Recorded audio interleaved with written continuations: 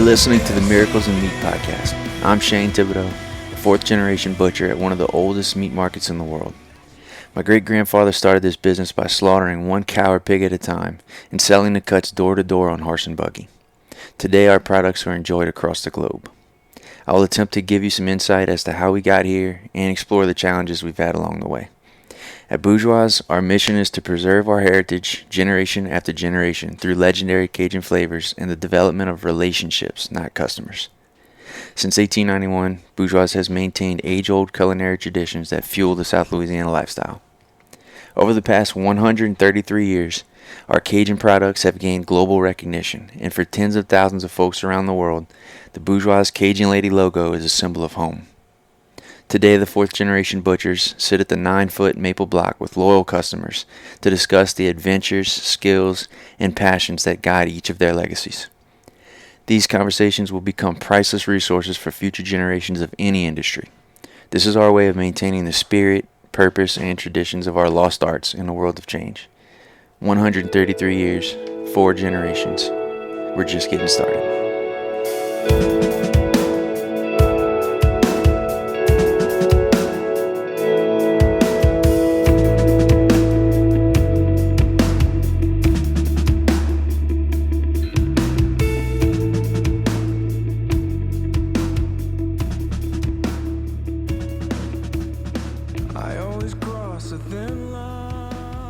All right, next up we got some questions. If you go to our website, bourgeoismeatmarket.com, you click on Miracles in Meat Podcast at the top. That's the page that has all of our podcast episodes. Keep scrolling. You're going to see a form that says submit a question to the podcast. You can submit a question, comment, concern, feedback, something like that. You can even upload an audio file and do a little something like that. We'll either read it or we'll play it on a future episode. So if you didn't know that was there, go check it out. Send us something.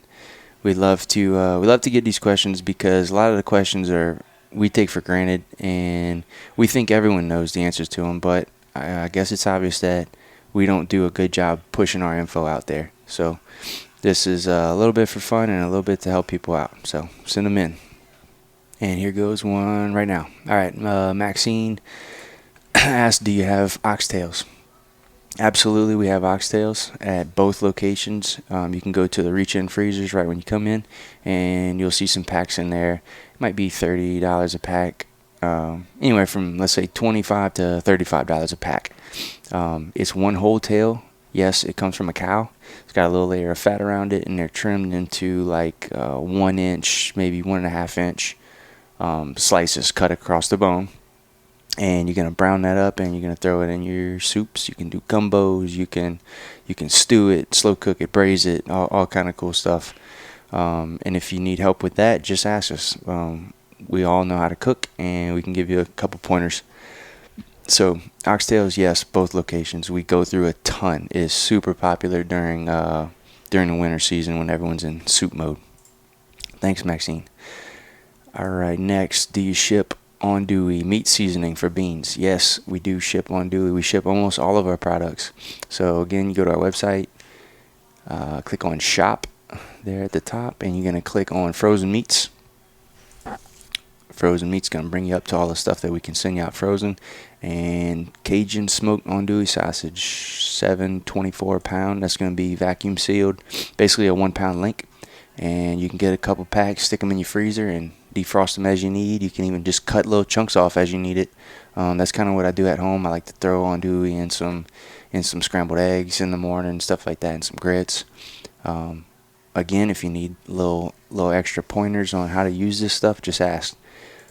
Shoot us a message on Facebook or through this form on our website, or call us, or come to the counter and just ask. We'll be glad to help. Also, dig around when you're on the shop, and remember that from listening to this podcast, you can type in coupon code at checkout, MIM Podcast. That stands for Miracles in Meat Podcast, all caps, MIM Podcast. Will get you 10% off of your cart.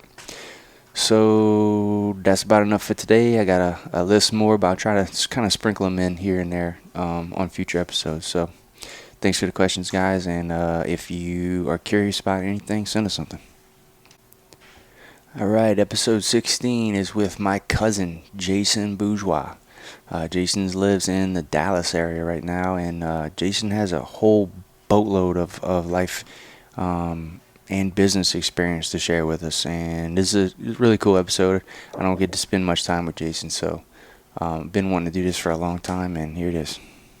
I tell people I lost it on purpose in the military because people would point out way I said words, and I'm like, what's a word? And they were like, hilarious. And I was like, how do you say it? And they're like, hilarious. I'm like, how do I say it? And they said, hilarious. I was like, oh, okay.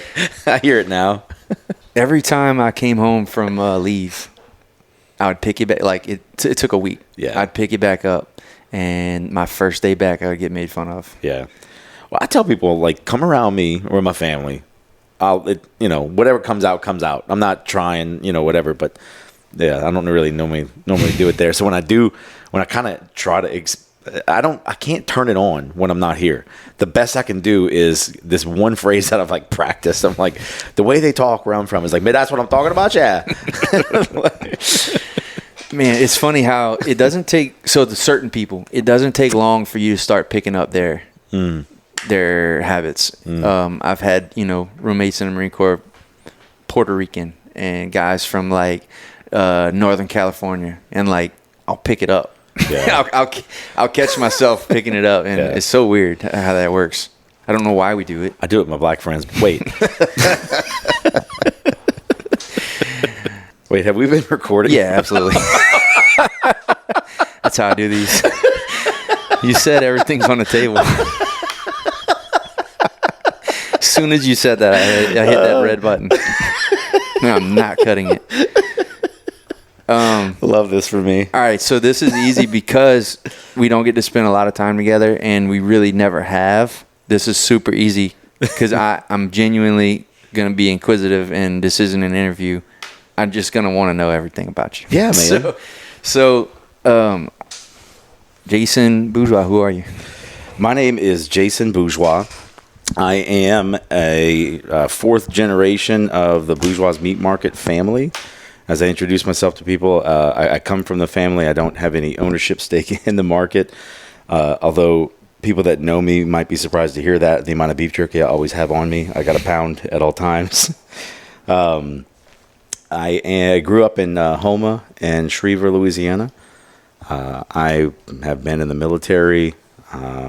I've started a business. I've had that for about 12 years. I'm a business coach now. I live in Dallas. I was married for 15 years. I'm now divorced, but since 2020. But I've got 4 children, and they live in Hot Springs, Arkansas, with their mom, and I cherish them tremendously. And I'm happy to be here recording this, and I've really enjoyed the episodes I've been able to hear already. The two that I listened to literally twice were Brody's and my dad's, and I had notes to make corrections on a couple of Where did they go wrong? I got more notes on Brody, but no. One thing I did want to point out that I was shocked by with yours, and I wrote this was like early in the episode, but I didn't know that you and Brody didn't like jerky. So, I don't know. I guess that's... As a kid. Yeah, well, I only got the sticks. Well, that's how Hitler was made. I'm just going to say that much. It's a violation. Yeah, I remember always opting for the sticks if I had the choice. So, I'm sure the same happened to you, but you run across from Papa's. We're all at the house watching a Saints game or something. You run across the street, leapfrog through some cars, go to the front counter, and then maybe Miss Karen or Jenny or maybe Calvin would wrap up a stick of something and slide it across the counter. That's kind of how I got my protein. I would get crumbs like that. I loved the jerky though. I never was a fan of the sticks. I didn't know anybody ate the sticks. I was like, I tell people, I'm like, it's a Slim Jim but bigger around. Like, that's how it is to me. Like, it's not that impressive. But some people love them. I used to sell it in Afghanistan, and some guys like insisted on the sticks. I'm like, all right, cool, here you go. It's a thing. Yeah. All right. The first thing that happened when you left Louisiana was what? And how old were you? I was 18. I have a funny story about how I joined the Marine Corps. I graduated high school, in May of 2000. I was 17 years old. My birthday's not till September, so I was young. I literally started my senior year at 16, and I didn't realize I was young at the time, but it actually makes a lot more sense because I was very annoying to everybody in my class. But I tried working. I had a few jobs. I wasn't particularly good at any of them. My first job after high school was working for air filter service. The owner of that, I'm friends with the guy that owns it now, but his dad had hired me out of high school, and he was really gracious to give me that job. I was pretty unreliable sometimes.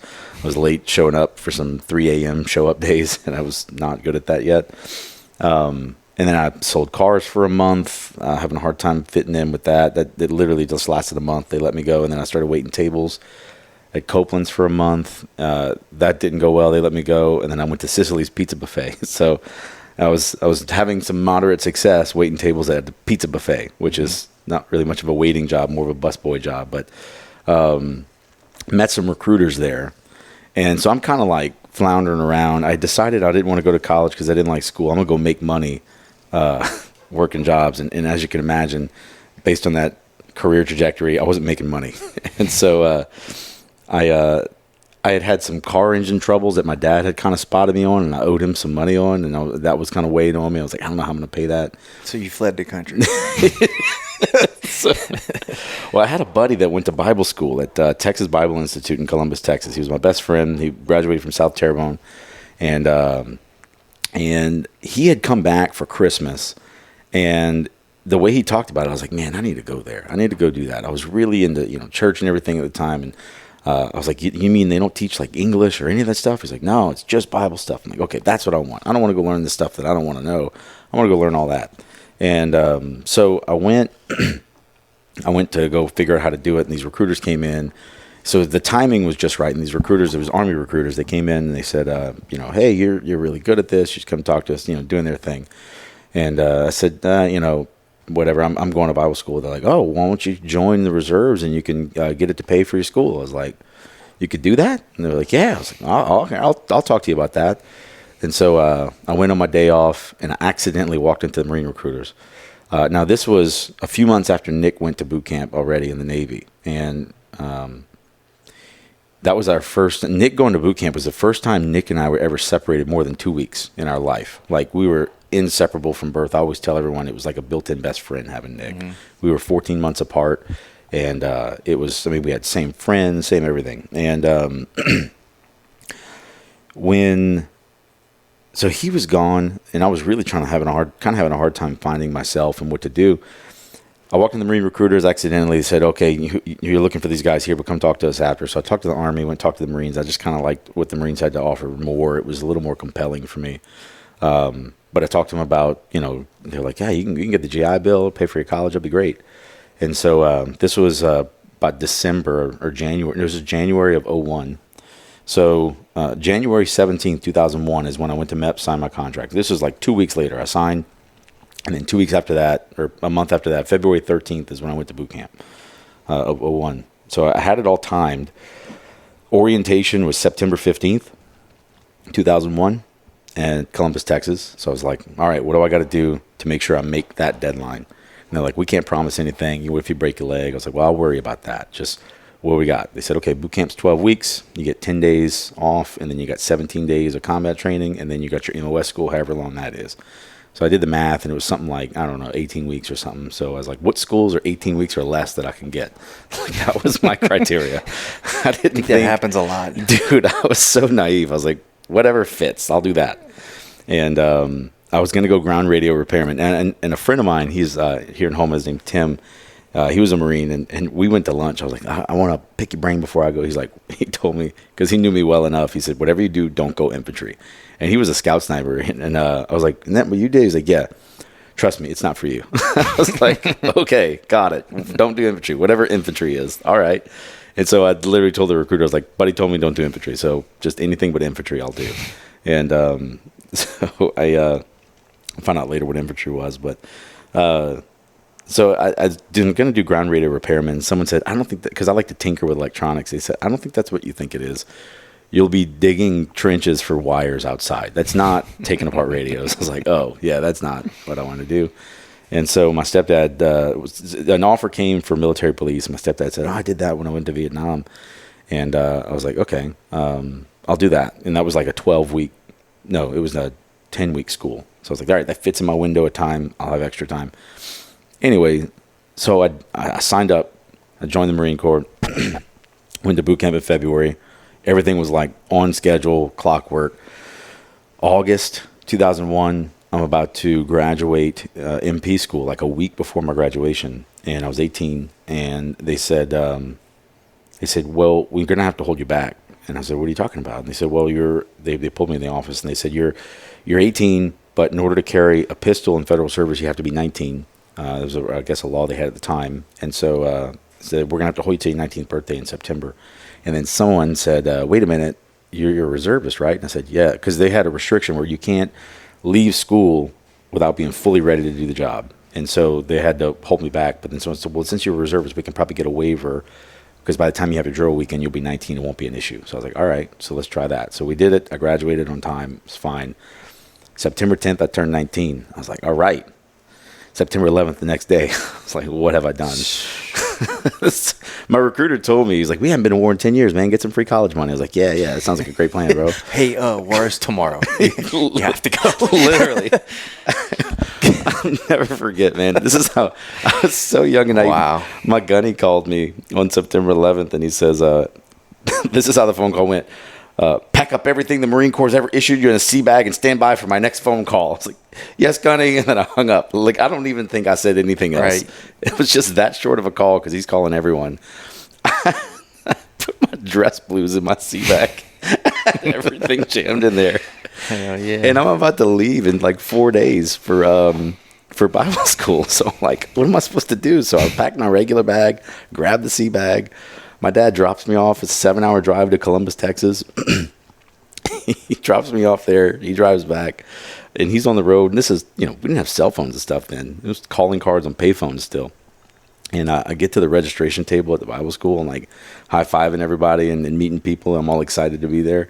And I get to the registration table. The lady said, how do you plan to pay for this? And I said, well, whatever I got to fill out for that free GI Bill money. And she said, oh, sweetie, we're not nationally accredited. We can't take federal dollars. Oh, man. I was like, no. Damn. My entire past 6 months of my life flashed before my eyes all the way to September 11th. I'm like, what have I done? Like, I joined the Marine Corps in wartime, and here I am. And so it was a really surreal, like, that was how naive I was. Like, no one pulled me aside. Yeah, it was like, that's what recruiters are for. Golly. So that's the story of how I joined the Marine Corps to pay for Bible school. So it's kind of set me on the trajectory of my rest of my life. But I wound up having my best friend that I followed out there. His mom actually had anonymously paid for my first year. I'd gotten a job at McDonald's just to try and figure it out.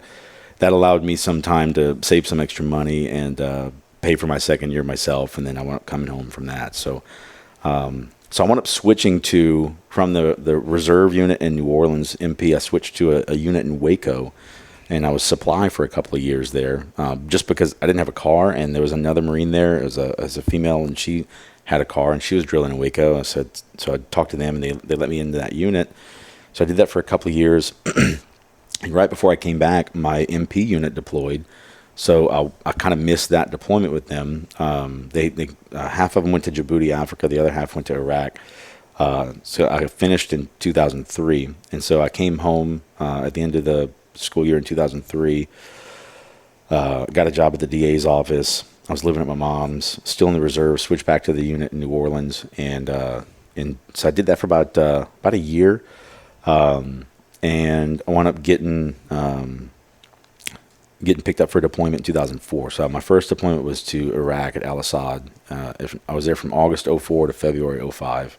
And Brody had mentioned in his podcast that we had a bit of an overlap. It was about a month, I think, that we were, maybe a couple of weeks that we were both in country at the same time. Mm-hmm. Cool. I think his base was like an hour or two, but where I was, we weren't leaving the base. I was doing base security. So we were doing, my platoon was assigned to the entry point, searching vehicles and stuff coming in. I was in the badging office. They would basically send them to us from there, and we would scan their IDs and scan their eyes and everything, put them in the system. So anyway, it was an interesting time there. I was very fortunate to not have any direct incidents. We had one vehicle bomb at our gate while I was there, and some of our Marines were kind of close to it, but thankfully no casualties in our unit in that event. A couple of rocket attacks and stuff, but nothing direct. Came back from that deployment in February 2005. I stayed on my orders because they were going until basically June 1st of 2005. So I was just staying in the reserves, or staying on active duty, at least milking that till the end of the orders, because I was making more money in the military than I was back home at the DA's office. And I played drums, and so I started going out to Bourbon Street, meeting people, and watching musicians play. There's some really amazing musicians out there. And so I said, let me try to do music full time. And so that was kind of a dream that I had, to try and play drums professionally for a short season, if nothing else. And so I was working on Bourbon Street the summer of 2005, networking with musicians. There was about 4 or 5 bands that knew me well enough. They let me get up and play a few songs because they knew I wouldn't mess up their set. And I was just waiting until I had an opportunity to be someone's backup or something. Meanwhile, I was bouncing at one club and emceeing at 2 others. And so it was kind of a fun summer. Yeah. Interesting stuff, huh? Yeah. So, I mean, my dad was pretty disappointed to have his son working on Bourbon Street, but you were cleaning it up. Yeah. And look at what they're doing now. Right.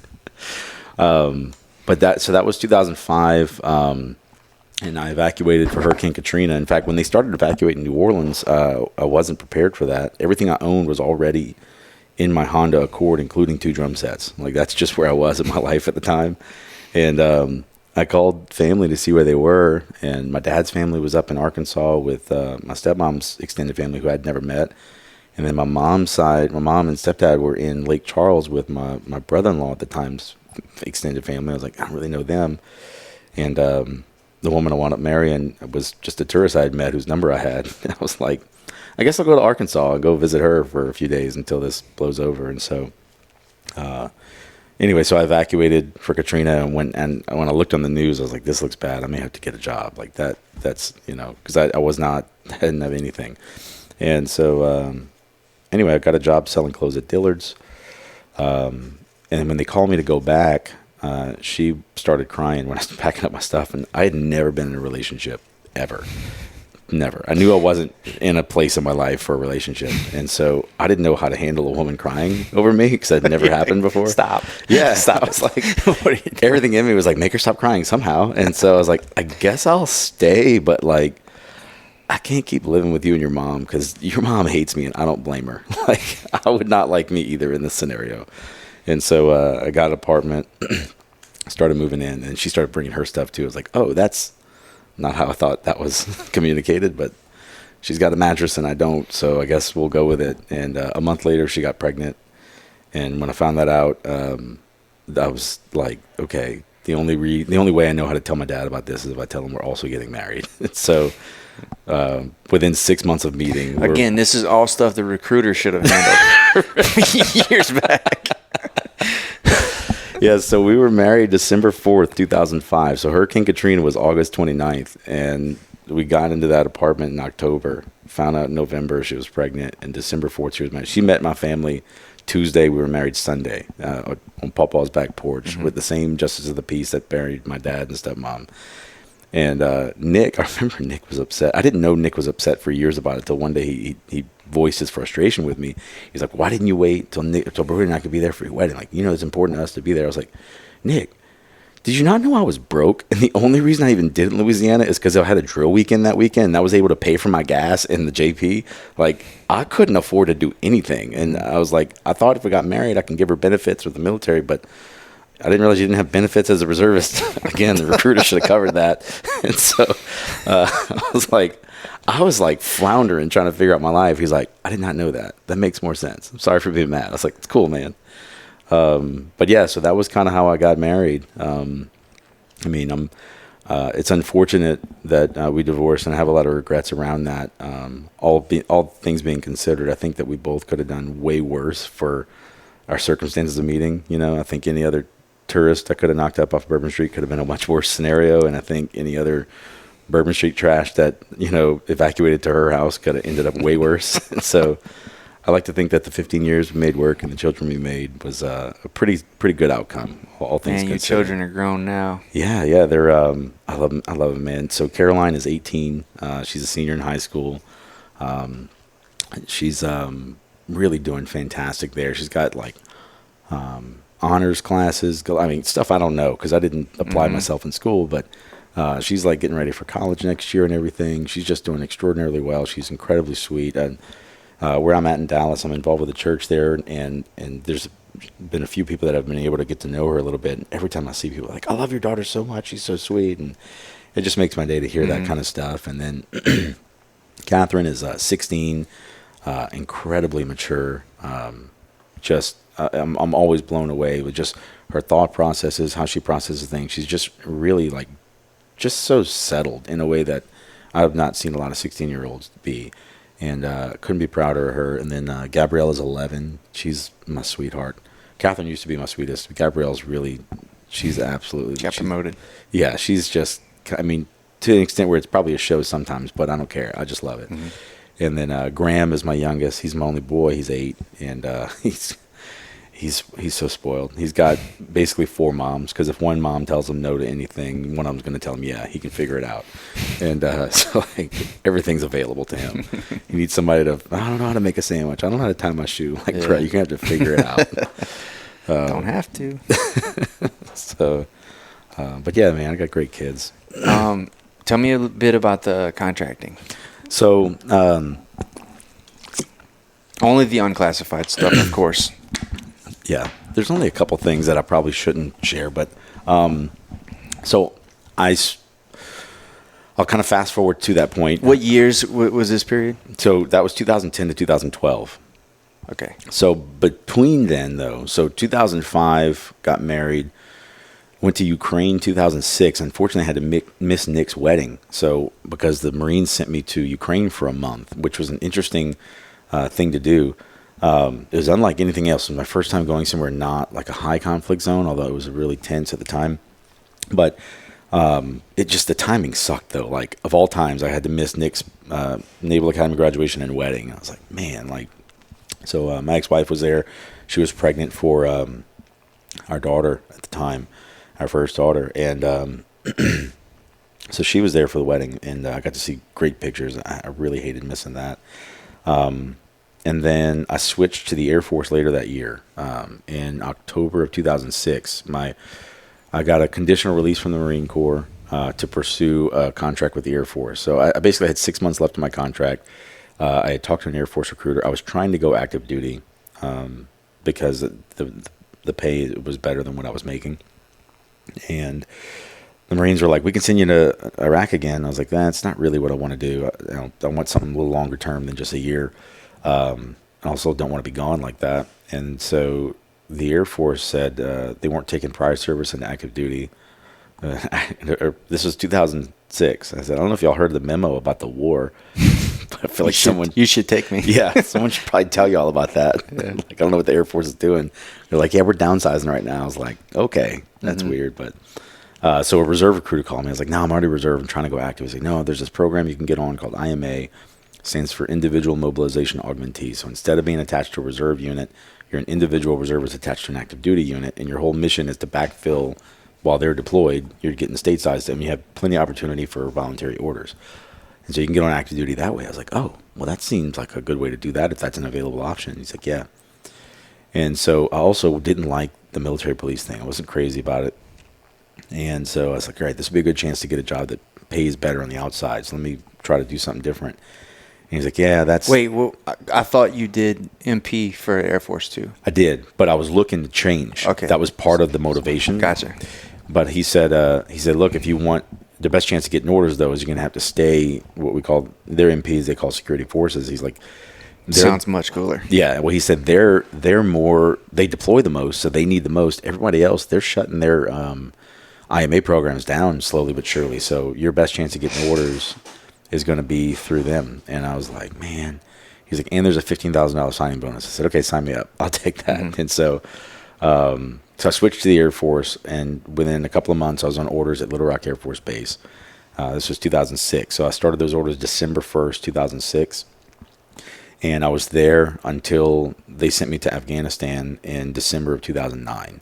So I was there on orders for like just conditional orders each year, just renewing, basically just part of an active duty unit in Little Rock Air Force Base. During that time, I got a really cool gig doing anti-terrorism. So I was working as the assistant to the anti-terrorism officer, and I was there for the first 9 months learning from him, and then he left, and it was just me in that shop, and we had just changed major commands. And the way I equate it to people, when you switch a MAGCOM like that, it's like a company just got bought by another company, and so you've got to get everything assimilated to the new company, and you had a year to do it, and there's an audit. Well, we had 9 months until the audit, and it was just me, and they were trying to hire that guy's replacement.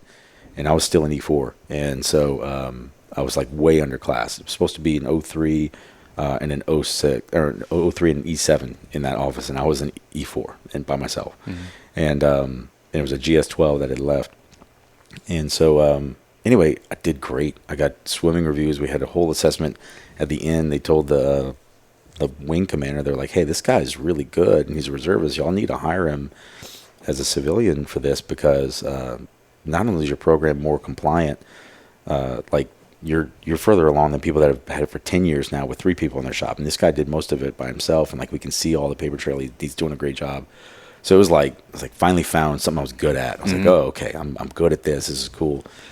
And in that meeting, they were like, yeah, my security forces commander was in that room, and he said, yeah, he just got tapped by reserve command to go to a deployment to Afghanistan. And the wing commander looked at the vice wing commander and says, any way we can delay that or turn that off? And he said, I'll call. But so I had like a full-bird colonel trying to get me out of that, which was cool. That's awesome. But he couldn't do it. They said needs of the Air Force dictates. So I went from feeling kind of important and enjoying what I was doing to a few months later found myself in Kandahar, Afghanistan, and I hated it.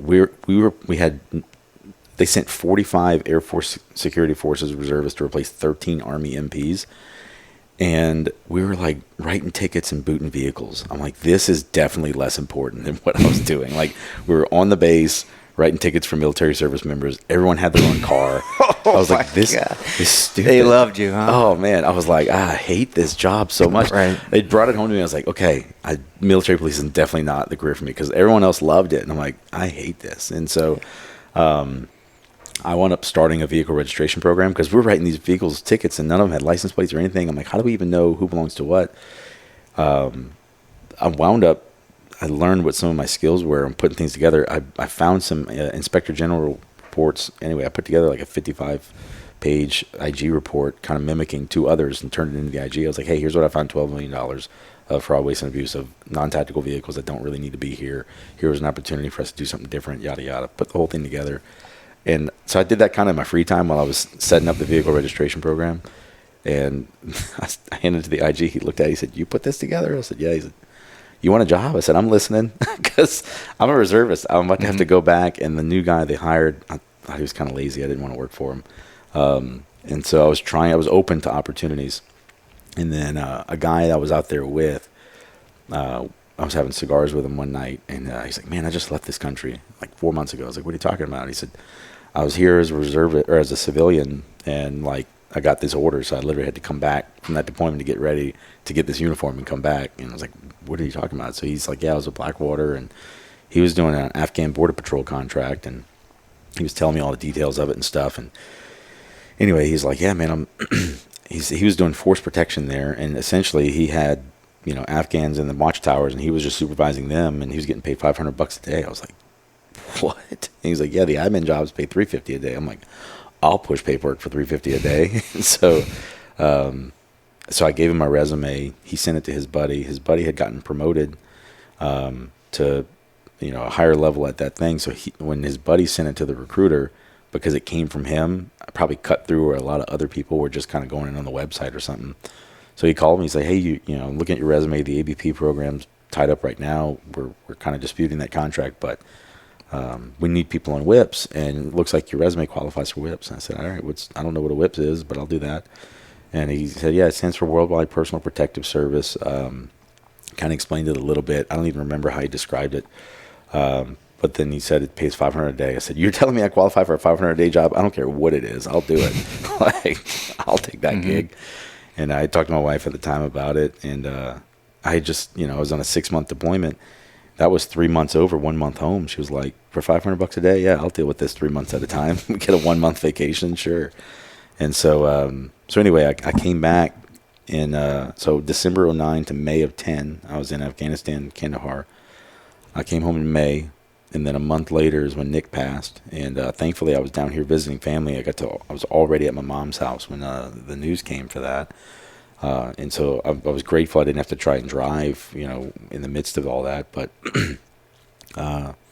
so August, July 31st, I dropped out of the reserves, or dropped back into reserve status from the Air Force, and then August 10th I went to training. By October, I was back in Afghanistan again. So, I was home from May to October, and I got to the embassy in Kabul in October 2010, and I was there until November of 2012. It was an interesting job. Did y'all live on compound? Not really, no. You've been to an embassy, but I don't know how it is in other countries. But when it's a high threat zone, they have different protocols, and so. They had, what you could consider the green zone or whatever. And so it's a whole walled-in compound, and there's a lot of other embassies that are there. And it's a safe zone might be a bit of a misnomer, but you can probably think of it something like that. We were kind of on the outside edge of it. We had our own little compound that was just our contract personnel. So we had our own security around it and stuff. And so we would stay there, and then we would go to the embassy. And so our job was essentially any diplomats that ranked protection above a certain level, if they had to leave the embassy for anything, we were their protection team that would drive them around town. And so that was even in Kandahar, I was doing a police type mission in Iraq with the Marines. It was like an entry control base security function. In Kandahar, it was like a PMO mission, which is like a very civilian type of thing. It didn't belong in a combat zone. It was weird that it was there. So this was my first time actually having a mission assignment outside of a base. So that was like a new thing for me. It was with a tremendous group of guys that were really, really skilled. And so I was in great hands. And frankly, the whole time I was just hoping I could keep up. It's like, I don't want to let them down, And so, there's a lot of proving I belonged that had to happen. Yeah. But it was probably the coolest thing I did throughout my entire time in the military. And I did that for 2 years. I dropped into reserve status, so I still had to do my reserve commitments sometimes when I would come home. And so, it was, we were just driving around with machine guns all the time. And I remember we got back from the first mission, and it's so different from the military. My very first mission, I came back, I said, what do we do with our firearm where we download? He's like, no, you keep it loaded all the time. I was like, around in the chamber? He's like, yeah. What happens if we get overrun? I was like, good point.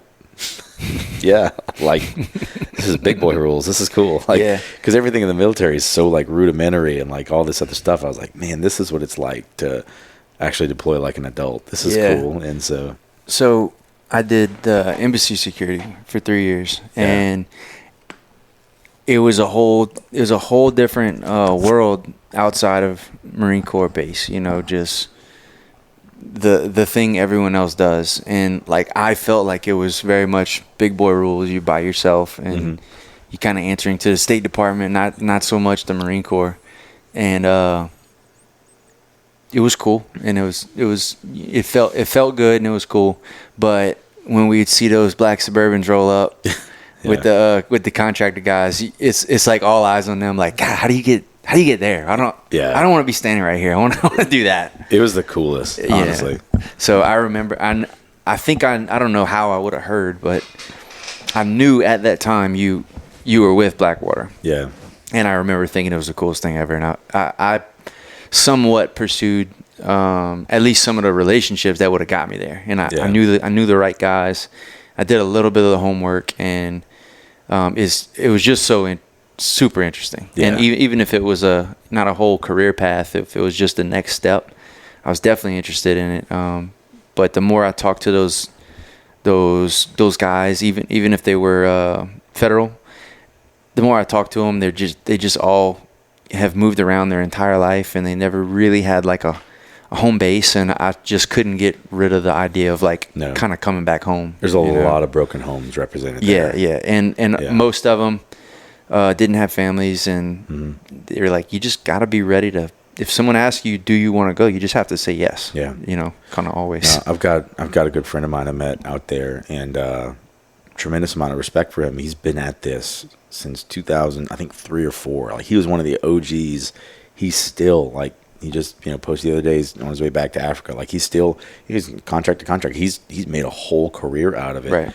Which is amazing in and of itself. That's hard to even do because the way things went, like all the guys that were in Baghdad before that I gathered, because I got there in Afghanistan, but the Baghdad contract had over 1,000 dudes in it. And when that wrapped up and they couldn't do that anymore, there was some drama with the company and everything. A lot of them were trying to flood the Afghanistan contract, which only had room for like 200. So you got 1,000 guys trying to fit into a contract of 200. And then the next iteration, I was seeing guys were going to Jerusalem or to Israel. And so, but that was probably like 50, 75 maybe. So like, it's a tighter funnel. So like to even stay in it, like you really kind of get versatile. It's competitive, I'm sure. Yeah. And so, but with longevity comes opportunities for more leadership and management and different things. I think that's what my buddies. Those guys are probably making their own programs now. Yeah. And so, but that guy, I mean, I remember, he posted one time him and his wife divorced. And then at some point later, him and his wife got remarried. I was like, well, I mean, at least they managed to work it out. But, we had a conversation. He was kind of sharing very vulnerably, just kind of some of the stuff. Like it takes a toll on you after a while. And, we all have growing up to do as we age and mature. And I think guys doing that kind of job are no exception. It's just sometimes you're focused on what's in front of you, which is staying alive. And a lot of times what's behind you is your family and all these other things. And it's easy to lose sight of that. And it's hard to keep both of them in focus at the same time. Really a pivotal thing for me. I'll never forget this conversation. There was a chief master sergeant, which is equivalent to a sergeant major in the Marine Corps. In the Air Force, he was retiring, and he was my chief in my unit in Arkansas. And I was at his retirement ceremony, and I was standing next to him and said, so what are you going to do, Chief? What's your plan? 30 years he had spent in the Air Force. I was like, that's a remarkable career. What's your plan? He's like, I'm going to go get to know my son. I was like, what do you mean? I said, get to know him. He's like, yeah, he's however old, 20s. I was like, I don't know him. I've been deployed over half his life, and I really don't know him at all. And so I'm going to go get to know him. And that really struck me as kind of sad and tragic, because I was like, that's not going to be me. I don't want that to be, my legacy, if you will. Like that, because what wound up happening next was he retired, and the next guy that took his thing, took his billet, within 6 months, all evidence of that guy's been erased. And I've seen that happen every single time. There's a change of command. Someone moves on. Sure. And the next person's trying to make their mark. And everyone's trying to make their mark. But this machine as big as the military, very few people, have Smedley Butler Highway, like it's not like, and then to get that, it's an ultimate price. And so like, it just seemed like an uneven exchange to me. It's like, as much as I'm dedicated to this country and I would give my life for it. Yeah. But like, it's one thing to say it in the throes of battle, but it's another thing to think of like giving up parenting of your own children. Like that's a whole different sacrifice that I was like not prepared to make. And so I was like, that was the moment I decided this career is not for me then. If that's what the end of the career looks like, then I don't want to do that. I got to find another way out. And so this whole career trajectory for me has been a way of me seeking a way out. Like I made this fumble into the Marine Corps, which fumbled into military police. I tried getting away from it in the Air Force, and I kind of stuck in it again. And then I was like, all right, this Blackwater security thing, it's not law enforcement now. It's technically private, although kind of for the government. It's kind of another degree of separation from police work, because I don't want to be a cop. Like it's not for me. I don't want to do it. And so I was doing that for a couple of years. The moment that made me realize I had to come home from that, though, 2011, I was a year into it. I had paid off all our debt, and which was tremendous. I was very, very proud of being able to do that. And I was trying to figure out, like, okay, what's my next move going to be? Because some of these guys, the whole joke was like, all right, I'm done, y'all. I'm not coming back this time. And everyone's like, yeah, okay, you'll be back. And then 6 months later, they show back up. I was like, okay, I don't want to be one of those guys. If I say I'm gone, I want to go. And I was trying to figure out what to do. And also, when I took the job, my girls were really young. I just had 2 at the time. And I told my wife at the time, I said, I figured, let's do this. Let's make this money quick before they start forming permanent memories. I don't want them to grow up remembering me being gone all the time. So let me just get in, get out, and then we'll figure out what to do next. And so, I really, within 15 months, I had all debt paid off, and I started looking at, okay, what can I do to come home? What are our minimum income requirements? And I was the only breadwinner the whole 15 years we were married. And so I was like, okay, how can I support the family? And when I was talking on Facebook to people back home, like, hey, anybody know any jobs that pay like, $50,000 a year? And I was like, good luck, without a degree, probably not. I was like, man, so like I was really kind of getting disheartened. I was like, I don't know how to do job searches remotely. Like I'd not done that before. And so I was kicking around. I was like, okay, well, let me do something that at least me being gone was for a good reason. So whatever I get into, let this be a thing that launches me into it. So at least it's worth it. I didn't risk my life for nothing. And so I started talking to this franchisor. It was called Signal 88 at the time. It's Signal now. And my ex-wife had Googled it and found it. She said, hey, there's a security franchise. I'd never heard of a security being a franchise before. And I was like, oh, well, that's interesting. So we had reached out to them, and we had talked a little bit, back and forth, emailed, phone calls, and I kind of put it on the back burner in 2011. And then I was kind of a little bit nervous about it. I was like, I don't know. I talked to a couple of franchise owners already. They had some good success. And then when the incident in 2012 in Benghazi happened, that was a big wake-up call for me. Prior to that time, like my mom was really worried about me. And I'd tell her, I was like, look, I'm not important to the government. I know that. That's why they pay me $500 a day. Like it's because if I die, they don't have to pay anything out. Like that's just how it goes. But the person I'm protecting is important enough for them to invest this much security around. So if it gets bad enough, they'll send a helicopter for him. We'll maybe hop on it, and I get out. And also, unlike the military, we're not an offensive nature. It's defensive. Like we're like shooting to get out of there, and I'm with the kind of people you want me to be shooting with. Like all things point to I'm as protected as I can be. Yeah. And if it gets bad enough, we'll get out of there. I'll come home.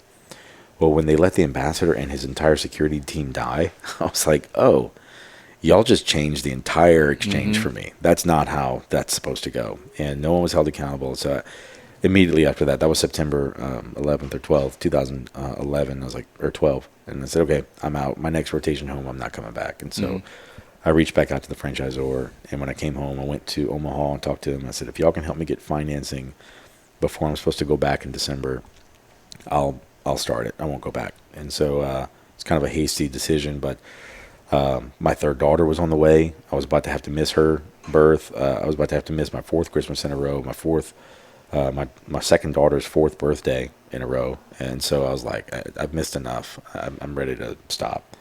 And so anyway, came home in November. They got me a pre-approval for the financing. So I said, okay, let's do it. So I started that company in the riskiest of ways. I went from making $150,000 a year to zero income and $120,000 credit card debt. That was how I started the company. Well, where was your location? I was literally doing it out of my house in Thibodaux, and I was selling in Baton Rouge and Houma, or really mostly Houma at first. And I had gotten a few contracts. All right, so you call a guy. What comes with the franchise? So you buy the zip codes, the territory. Like so, you're kind of like reserving that territory. And so my first zip code purchase was actually a pocket of zip codes in Baton Rouge, so like downtown LSU and that area. Where was the closest, say, not competition? Well, yeah, competition. Where's the closest competition? Well, so I was the first franchisee in Louisiana with that brand, and I was their 95th overall. So like they had others. There were others, yeah. So there were 94 other franchises that had been sold before mine, and no other brands. No other franchise brands, but yeah, there's plenty of security companies. Okay. Louisiana has plenty already, and then there's national contenders and stuff. But typically they would be doing maybe mostly probably malls and hospitals. Yeah, they're pursuing a lot of those bigger contracts, and so we had a bit of a different angle that was kind of a good.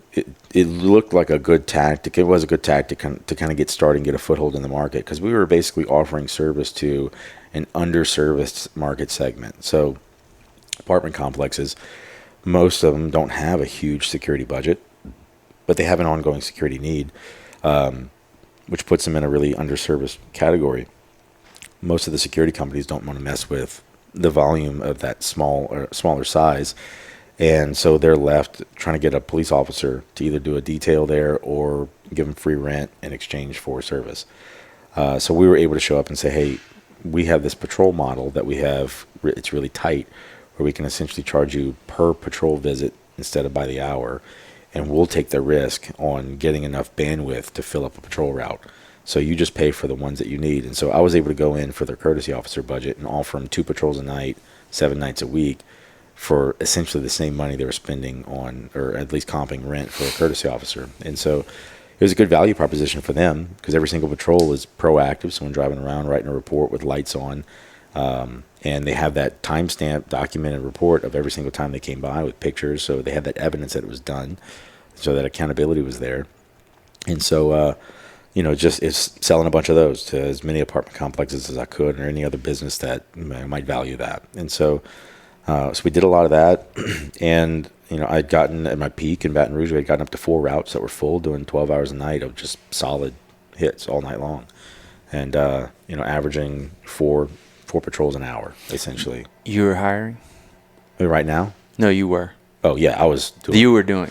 Yeah, when I first started, I would They sell. just give you the okay for the territory, and they say, here's the way we do it? Yeah, there's training. Yeah, so you buy the zip codes, and you go through the training. You got to order your first truck, and got to get it all. So I had to order a Nissan Xterra, where our patrol vehicles at the time, get it wrapped, get the light bar on it, and everything, get all the licensing and the insurance, all that stuff straight.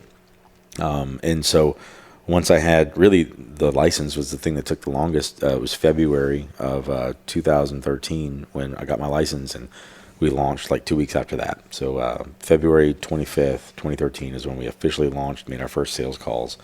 I had the license, everything was ready. And so they sent a salesperson down, or 2 salespeople down from Omaha, and they were with me for a week. Took me along on sales calls. I was able to kind of watch them, and then they were able to give me feedback, get me better at it. So I would sell during the day, and when I had contracts, I would patrol at night and just try and get up the next day and get it going, and keep doing more. And so within 6 months of launch, I had gotten to about $6,000 a month of revenue, but I had about $9,000 a month of expenses. And $4,500 of that was minimum payments on those credit cards that I had started the business with. So it was a bit of a pinch. And so the franchisor was able to step in and offer me some financing options that helped me kind of keep afloat. And they gave me some more support, but they pushed me. I was primarily selling in Houma, even though my zip codes were Baton Rouge.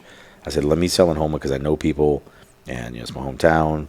My family's got a really successful meat market. And that's what I would go around and say, hey, I'm a bourgeois with a meat market family. Like, and immediately I would get, oh, I know your dad, I know your uncle, which one are you? And it softened the conversation. People were more willing to talk to me versus going to Baton Rouge. They never heard of bourgeois meat market.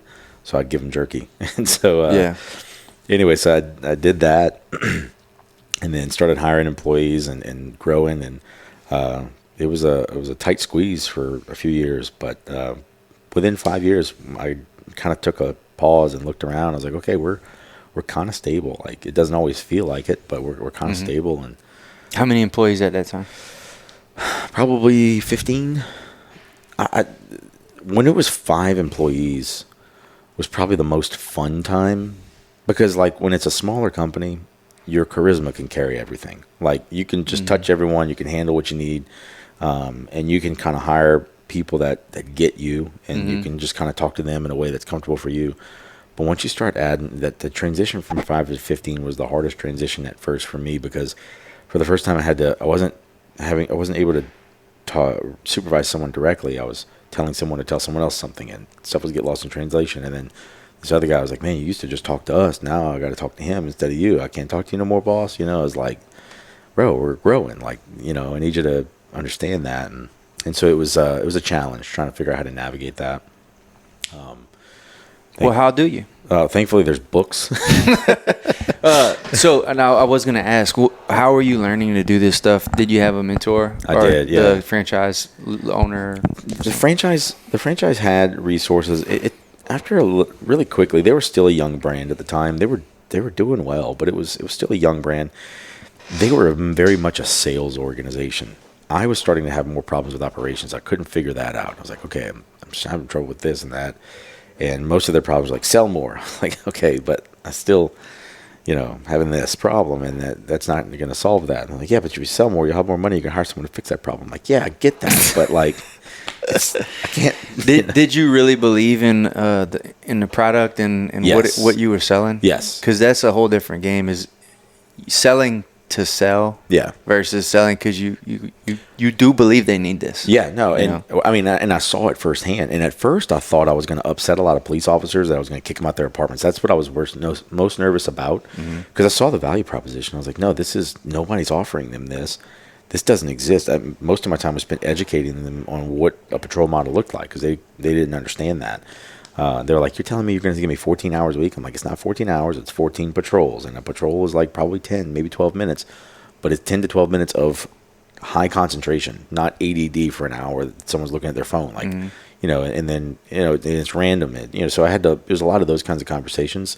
And after a while, they're like, oh, okay, I get this. Like, that would be better than just having an empty cop car sitting there all night that's not really doing anything. And then also we were offering response. Like, if any of your residents can call us anytime, we'll respond to anything. And so and we were responding faster than police in Baton Rouge. Baton Rouge was like 45 minutes response. We were like 15 minutes. We'll be there. And so that was a really good value proposition. Just kick the lights on and just jam it. Yeah, but because my routes were condensed, and so at any given time, I'm like maximum 15 minutes away because they got 12. Was that part of the strategy? Yeah, it was on purpose. Because we would have, and I put my patrol sectors essentially like that. So all these properties, there's 12 properties in this zone, and they're all 15 minutes. Your guys would have their own vehicles. They'd have my vehicle. They'd each be in a vehicle, but at their house. No. They would pick them up from my office at the beginning of the shift and turn them back in. So they have they had pagers back then. No, it was actually it was laptops, Panasonic Tough Books, those big military ones was what we were doing at the time. And then looks legit. Yeah, but man, it was so unnecessary. It's just a web portal. You could do it on your phone. Okay, are they armed? Some are armed, some aren't. Okay, yeah. And company wide, or is that just? No, just at Jason's. No, so some franchises exclusively do unarmed. Okay. Some do. They don't tell you what you have to do. Well, sort of. Like, if you were to be armed, like, you got to submit, a bunch of stuff to them, because for liability stuff, they want to know, okay, what's your process for arming people? What's your background? Who's your instructor? Like, they want to know those kinds of things, for good reason. So, because of my background and my experience and the process I had in place, they're like, okay, we'll let you, arm your people. We'll trust your judgment on who you do and don't arm. And so I kind of have a protocol for that. So I don't arm everybody. We have a kind of an officer classification system. So a certain class or above are eligible to be armed. But even then, we usually want to know them first before allowing them to get an armed certification. And then from there, we want to make sure there's a need for it too. 'Cause some clients don't want armed, some do. And so getting those things figured out. But no, so you had asked about how to learn a lot of that stuff. So 2015 or 16, I think it was 2016, I wound up, a guy had approached me, and he was a business coach, and he had a program, and it was basically a group coaching program where we would all get together, and it would get non-competing business owners in a room. And he said, think of it like your board of advisors, unofficially. But it was $500 a month. It was worth every penny for me. I would have paid that just to get in the room with one of those guys. Because one guy in particular, I had a tremendous amount of respect for. He had a really amazing business. It was a flooring and tile company, but everyone was in different industries. We had a coffee roaster, we had an attorney, someone that built websites, medical imaging equipment. I was security. We had someone with a mechanic shop. So everyone's different. And so because of that, okay, I'm not trying to compete with you, so I can let my hair down and let you know what my actual problem is. And that was the whole objective, was everyone show up with what's your most pressing issue right now that you want this board's help from. And so we would talk about it. And so each person had a chance to share theirs, and hey, I think I need to hire a new director of operations or fire my salesman or whatever. offer the background on it. Everyone asks whatever questions they need, and then goes around the room and says what they would do if they were in your situation, and then now it's your turn to make a decision for your business. And so that did a lot of things for me. One, it helped me ask better questions around issues. It helped me think differently about issues, getting some of their different perspectives, because they all had different, some had the higher risk tolerances than others, and different, so they might have different ways of approaching problems and solutions. It helped me see problems before they existed in my business. I remember one guy was hiring his first, or he had many salesmen, and he was sharing issues with one salesman in the process of hiring another one, and I had never hired a salesman yet, so I was able to learn before I ever got to that point firsthand. And then whenever I did go down that path, I had a business owner I could call and say, hey, can you talk to me more about this or that or whatever. And so it was a really great learning process for me, and I got a lot of value out of that. So this group of guys, this was pitched to you by the... Yeah, the guy that was facilitating the group, and it was a really interesting concept, and I want to jumping into it, and I did that for a few years, and I got some great book recommendations out of that, not only from the coach that was running the group, but also from the other business owners in it. Some great feedback. Question first. Yeah. Could you afford it at the time? Yeah, it was tough, but in fact, it's funny, when he brought it to me, I was like, okay, I see what you're offering, and I think $500 is absolutely worth it monthly to be a part of this. My problem is I don't know where $500 a month is going to come from in my business right now. And so I said, I tell you what, why don't we do another meeting? I'll show you my numbers. I'll show you my books. I'll show you everything. And if you find $500, it's yours. I like that. And That's so good. I went through everything, and because I had all this credit card debt, I was like, look, I'm trying to manage all these things and expenses, and I'm not sure how to get ahead on this thing, but I'm staying afloat, but it's a challenge. And when he looked at stuff, he looked at my, he was asking a lot of questions, and this was the coach, and he looked at my receivables, which was pretty high, my late receivables, basically money that was owed to me by customers that was past due.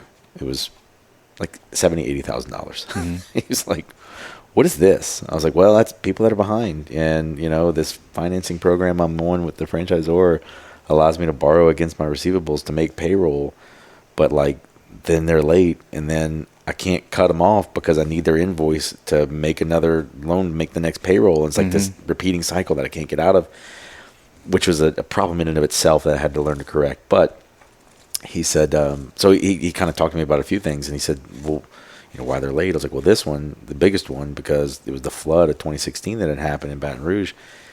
Yeah. They were waiting on insurance money at that apartment complex, and we were doing 24/7 security around the clock there. And they were behind on their bills, and that was like $20,000 a month that we were billing that. And there were a couple invoice cycles behind, and it was bad. And I was like, I can't not service them. Like, they need it, but they're saying they need insurance money. He said, you didn't sign an agreement saying that your payment is contingent on them receiving insurance money. I was like, you're right. He's like, so go tell them that, and be willing to cut it off and accept the consequences or whatever. And so he's like, you gotta stem this off. And so that emboldened me to have some different types of conversations with the people that were past due, and I wasn't rude about it, but I was very pointed, saying, and he kind of helped me kind of get some of the scripts that I needed to really kind of get some of that money in the door. And so we had that conversation, and he said, I'll follow back up in a month, and let me know how it goes. And so a month later, when we followed up, $50,000 of receivables came in. I said, you just paid for however many years of this. Right. So I'm in, let's go.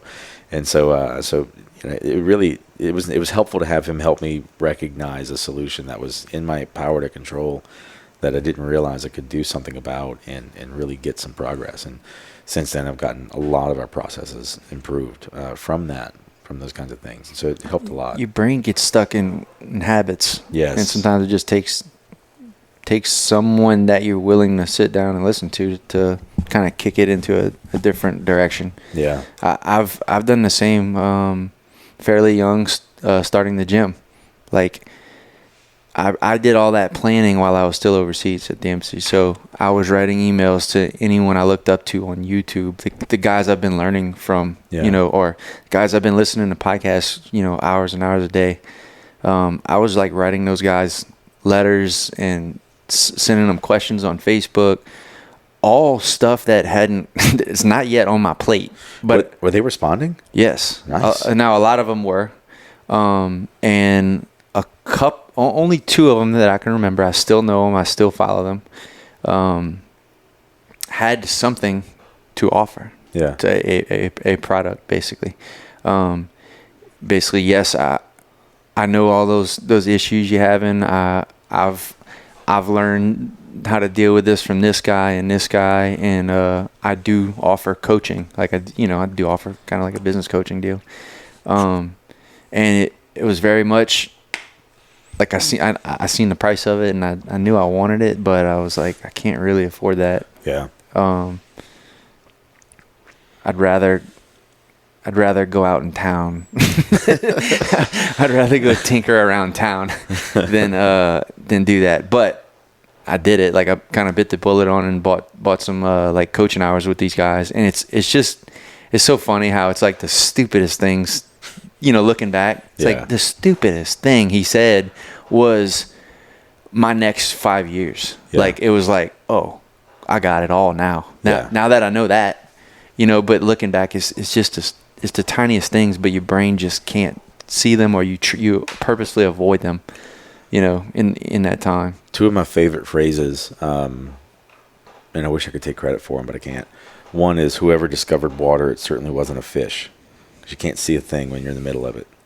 And the other is, the forest for the trees thing, right? When you're zoomed in on a tree, you may not realize how big the actual forest is, much less how to navigate around that tree. But if you can find a way to zoom out, your perspective can change. And that's really the value, I think, of a good coach, is it can help you get that perspective, because you're in the midst of it. There's no way you can see it. This other person has no skin in the game, no stakes, no emotional turmoil dealing with whatever the problem you're looking at, so they can look at it from a completely objective way that you might not have that capacity at the time. Now, here's a good question. Why is it not like that in marriage? In what way? So,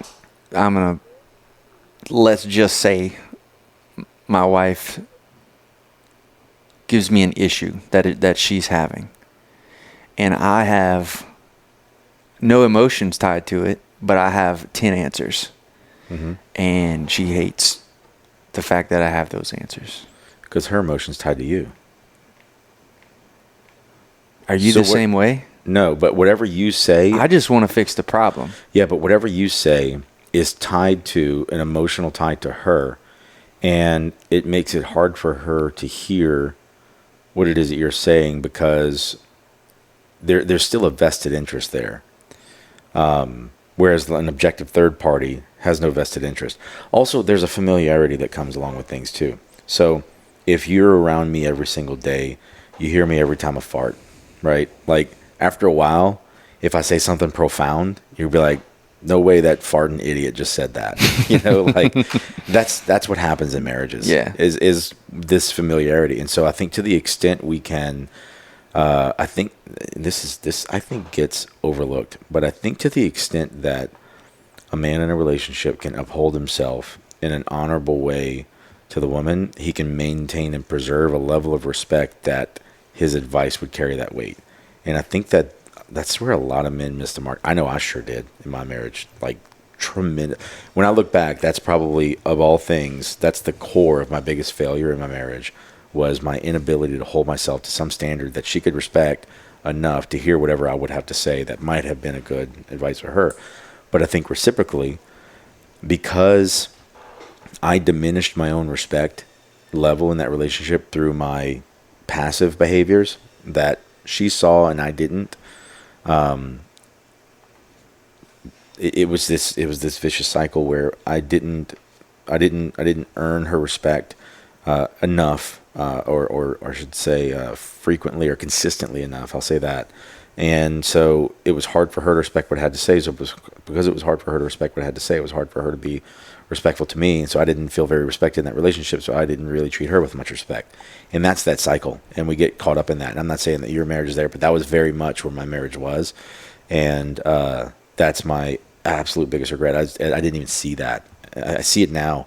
It took several years of divorce and lots of conversation with people that I respect tremendously for me to learn that and see it and then process that grief. Like, oh, wow, I didn't realize I dropped the ball that hard. And, but I at least am thankful for that lesson I carry forward into any future relationship I find myself in. And also I get to carry myself that way in any room that I go. Like, okay, I now know these are my standards for myself, and the extent that I uphold my own standards and adhere to my own standards is the extent that I portray to others that I can be trustworthy as someone that has a standard and sticks with that standard. So therefore, if I'm giving advice from that standard, you know the standard it's coming from. It's not a compromise, it's a standard. Now, I don't know that that's totally the answer to your question. I think your question has other layers to it. I know that some people, that's an issue. I know you well enough to know you're not like that, though. So some of it is just, we don't want to hear this from this person, especially if we're the problem. So that's the other part. Well, okay, like, I got a headache. Yeah. Did you take anything? No. Oh, well, I'll fix the headache. Well, you know, that pattern. Well, wait, you just pointed out something that I want to ask you. Okay. Did she ask you to fix the headache, or she just wanted to share with you that she had a headache? That's my problem. I want to fix things. Because to me, I used to be a little more like that, and I do want to. I want to fix things. I want to be useful. I want to be helpful. Like, all those things are there. But I also, you're helping in your own way, though. That is not wanted. Yeah, but no, I also have gotten to the point where I've kind of evolved to a certain point now where, like, that I've got a headache is met with, I'm sorry to hear you have a headache. What can I do about it? I'm not a doctor. You sound like Brody so much. But so, like, and I don't necessarily come back with that kind of snark, but it is kind of, that's the motivation behind the lack of snark is there, but it comes out more like, I'm sorry to hear that. Is there anything I can do to ease your pain in this moment, or right. What would you like for me to help? I'm going to go get you some soup, or or is there anything that you'd like me to do to help, or you just want a hug right now? And my last relationship I was in I had a girlfriend for a couple of years, and I learned to practice that a little better, and I think in a lot of ways it helped me to practice that to become a better partner. And so I'm like, okay, I'm glad I wasn't that way in my marriage, but I was like, okay, I can do that. And that's not really hard to do, but it is a different type of approach. It's more tenderness and those things. So that's the other part, like, is sometimes just asking, like, do you want me to solve this problem for you right now? Or do you want me to just listen to this problem? Or do you want feedback, or do you want me to just listen? Because I'm happy to do either. Yeah. Because I love you and I support you, and whatever it is that you want from me, I want to do.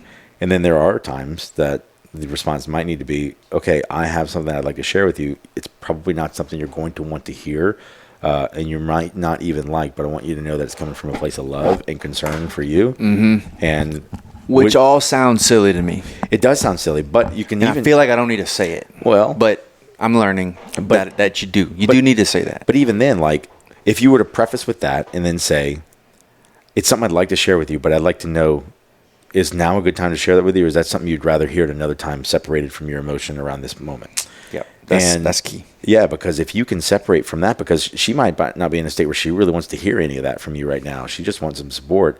And then just say, okay, I would love to revisit the rest, but in the meantime, I'm happy to provide, just the emotional support you sound like you need right now.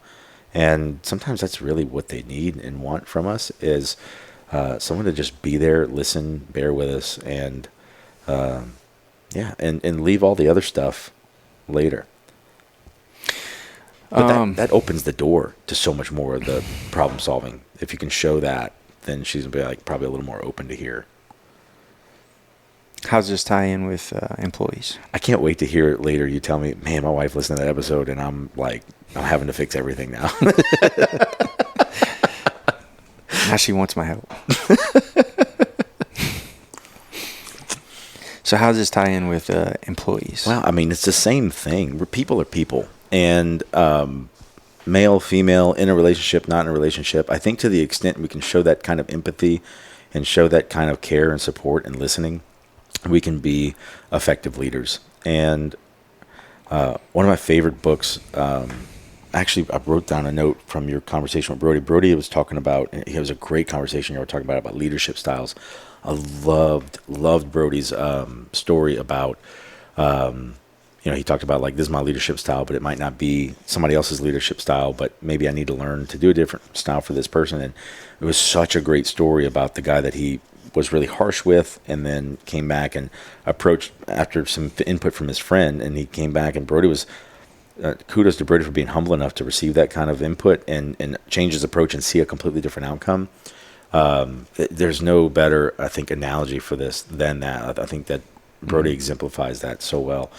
And props to Brody, man. I've known Brody a long time, obviously, and to see Brody's development over the years has been really, really cool. I mean, I've grown a lot. I know I've had my own issues, but I couldn't be more proud of Brody. There's so many things about Brody that I could go on about that I don't want to get that detailed on, just for his sake. But one thing about Brody is Brody used to be such a snap judgment kind of person. It's one of my favorite things to tease about with him because he and I have that in common.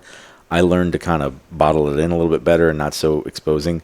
But I know his judgments about things because I have the same judgments. I remember one time, not last time, but I was in town one time. We were at the market, and I had made a joke about it because he was like, "Brady, how'd you even see that bag of chips up there with like 2 chips in it?" He's like, "I've been looking at that all week." I was like, "I could have told you that. I could tell you 10 things in this room that Brody's already judged, and he's just not saying anything about it." He's like, "All right, Jason, it's time for you to leave," because I knew it because I was like, I live it too. Like we have a similar approach on things, but to see him evolve, he used to be a lot more snap judgment on things and in a really harsh way. And it was, you're going to have to hear this because it's the truth. I don't really care how you feel about it. And, there's some value to that, but I've seen him even evolve on that to where it's not even necessarily bottling it in, but more like, okay, I can take that input, but, I don't really have input right now for you. I have some opinions and ideas, but if you want to hear mine, I'll have to share with you, but I'm not going to just offer it necessarily. And in doing that, he's actually, I think, opened up his capacity for better relationships with people, because just in our own family, like there were times that I know my own siblings were like, I don't want Brody to hear it because I don't want to hear it from Brody. And Brody's come such a long way where, people in the family have gone through things, and they've told me how much they appreciated Brody's, response to it. And I'm like, man, that's so good. Cause like, I love that y'all get to share with Brody and not feel like you have to shield something from Brody. And so that's to Brody's credit. He's evolved in a lot of great ways, and I love that about him. But anyway, on leadership styles, I wanted to offer, I don't know if you've heard of the book Drive by Daniel Pink. Such a great book. The whole book is about basically different people have different things that they're driven by. And our job as an employer, as a leader, or any kind of capacity is find the thing that they're driven by. One person might be driven by recognition. Another person might be driven by money. Another person might be driven by like titles, positions. Another person by time off. It's the love languages, man. Yeah, and so find exactly what each person in your employ is driven by, and create a structure where they're doing. Like one person shared with me that they had one employee that every single month he had to take him out to lunch. Not that he wanted to spend the whole lunchtime with that employee, but that was what got results from that employee. That one-on-one time that they didn't even have to talk about business, but just knowing that the boss was going to go spend time with them and have lunch with them, they got the best work out of them. Or in the month in between, they would really look forward to that. And like, yeah, it's a commitment on my part to do that for that employee, but it's worth it. And I don't really care if we go to lunch or not, but they care a lot, and so I do it because they care.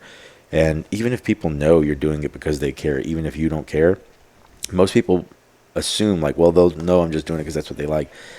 People will value that more, knowing like, I don't really like this, but you like it, and I'm happy to do it because you like it, because you're important to me. That's ultimately what you're communicating. And I think that that can convey in relationships too. I think just finding what your spouse is driven by. Is it, quality time or whatever it might be. So what were some key takeaways from some of maybe your first table talks with this group? Man, I don't know if I remember the first one. Any big aha moments that you just implemented immediately? There were a few. You talked about the hiring. So you watched the guy. Yeah, the hiring process. I mean, this guy had a very robust hiring process. I enjoyed learning that because he was looking for feedback on how he can improve his hiring process. And when he talked about it, I was like, dude, that's better than what I have.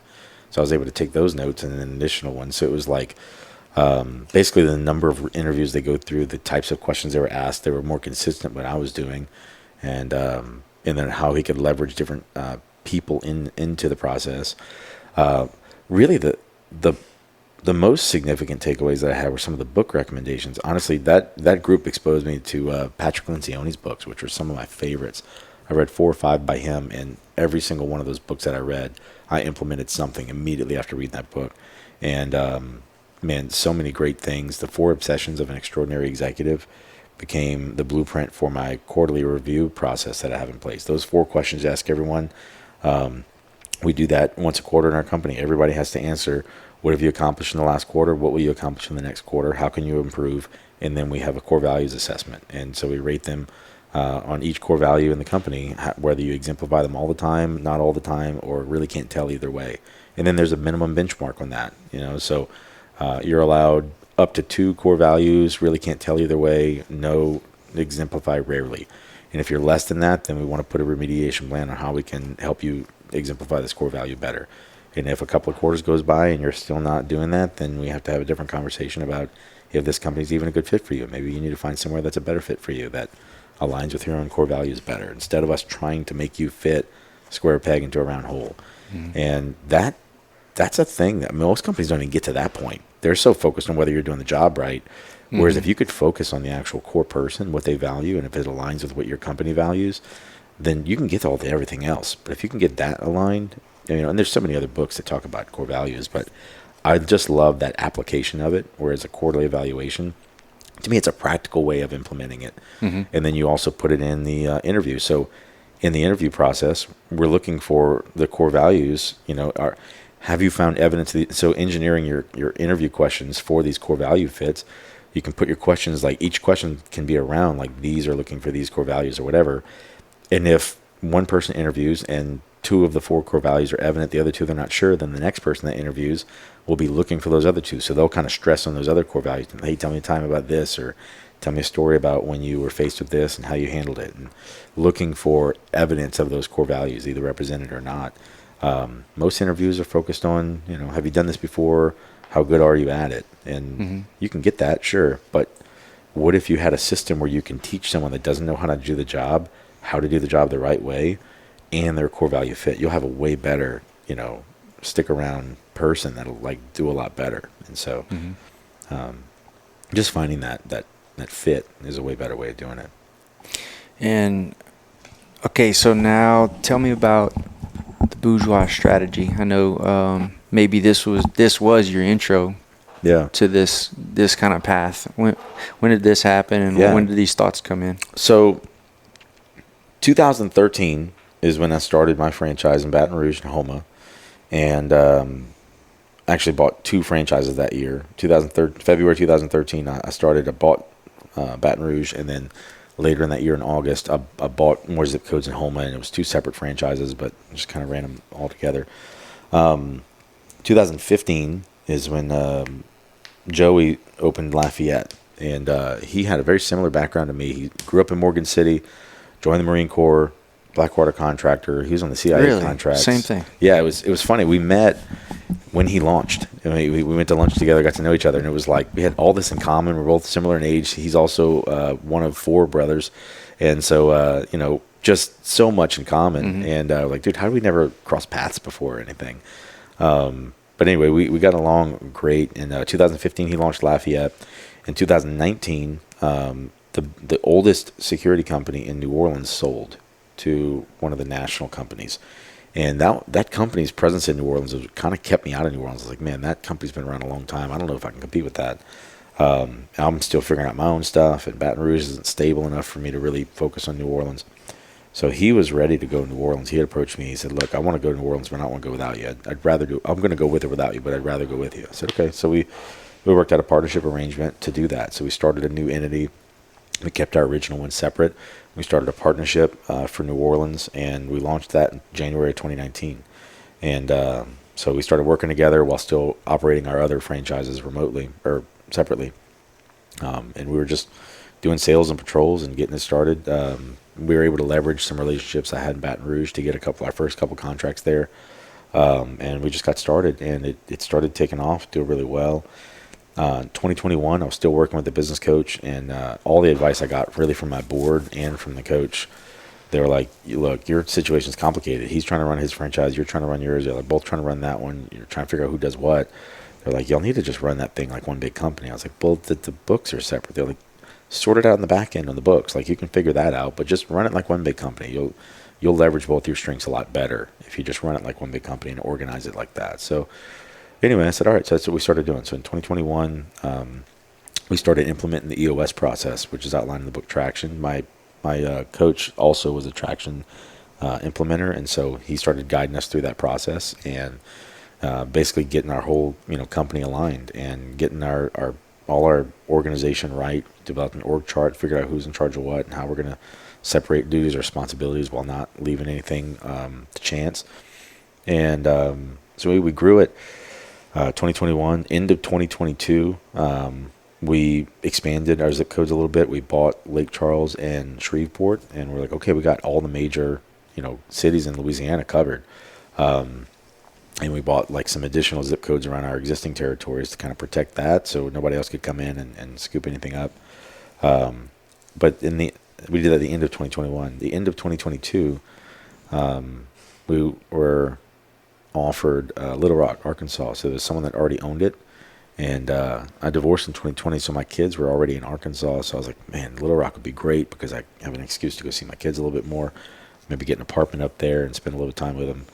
And so we worked out that deal. We bought Little Rock from the other owner on December 31st, 2023. It already had about $1.2 million in revenue. So this was our first time buying existing revenue and not having to start from scratch, which was very different, but also to me way easier than having to like launch everything from scratch like we had been doing before.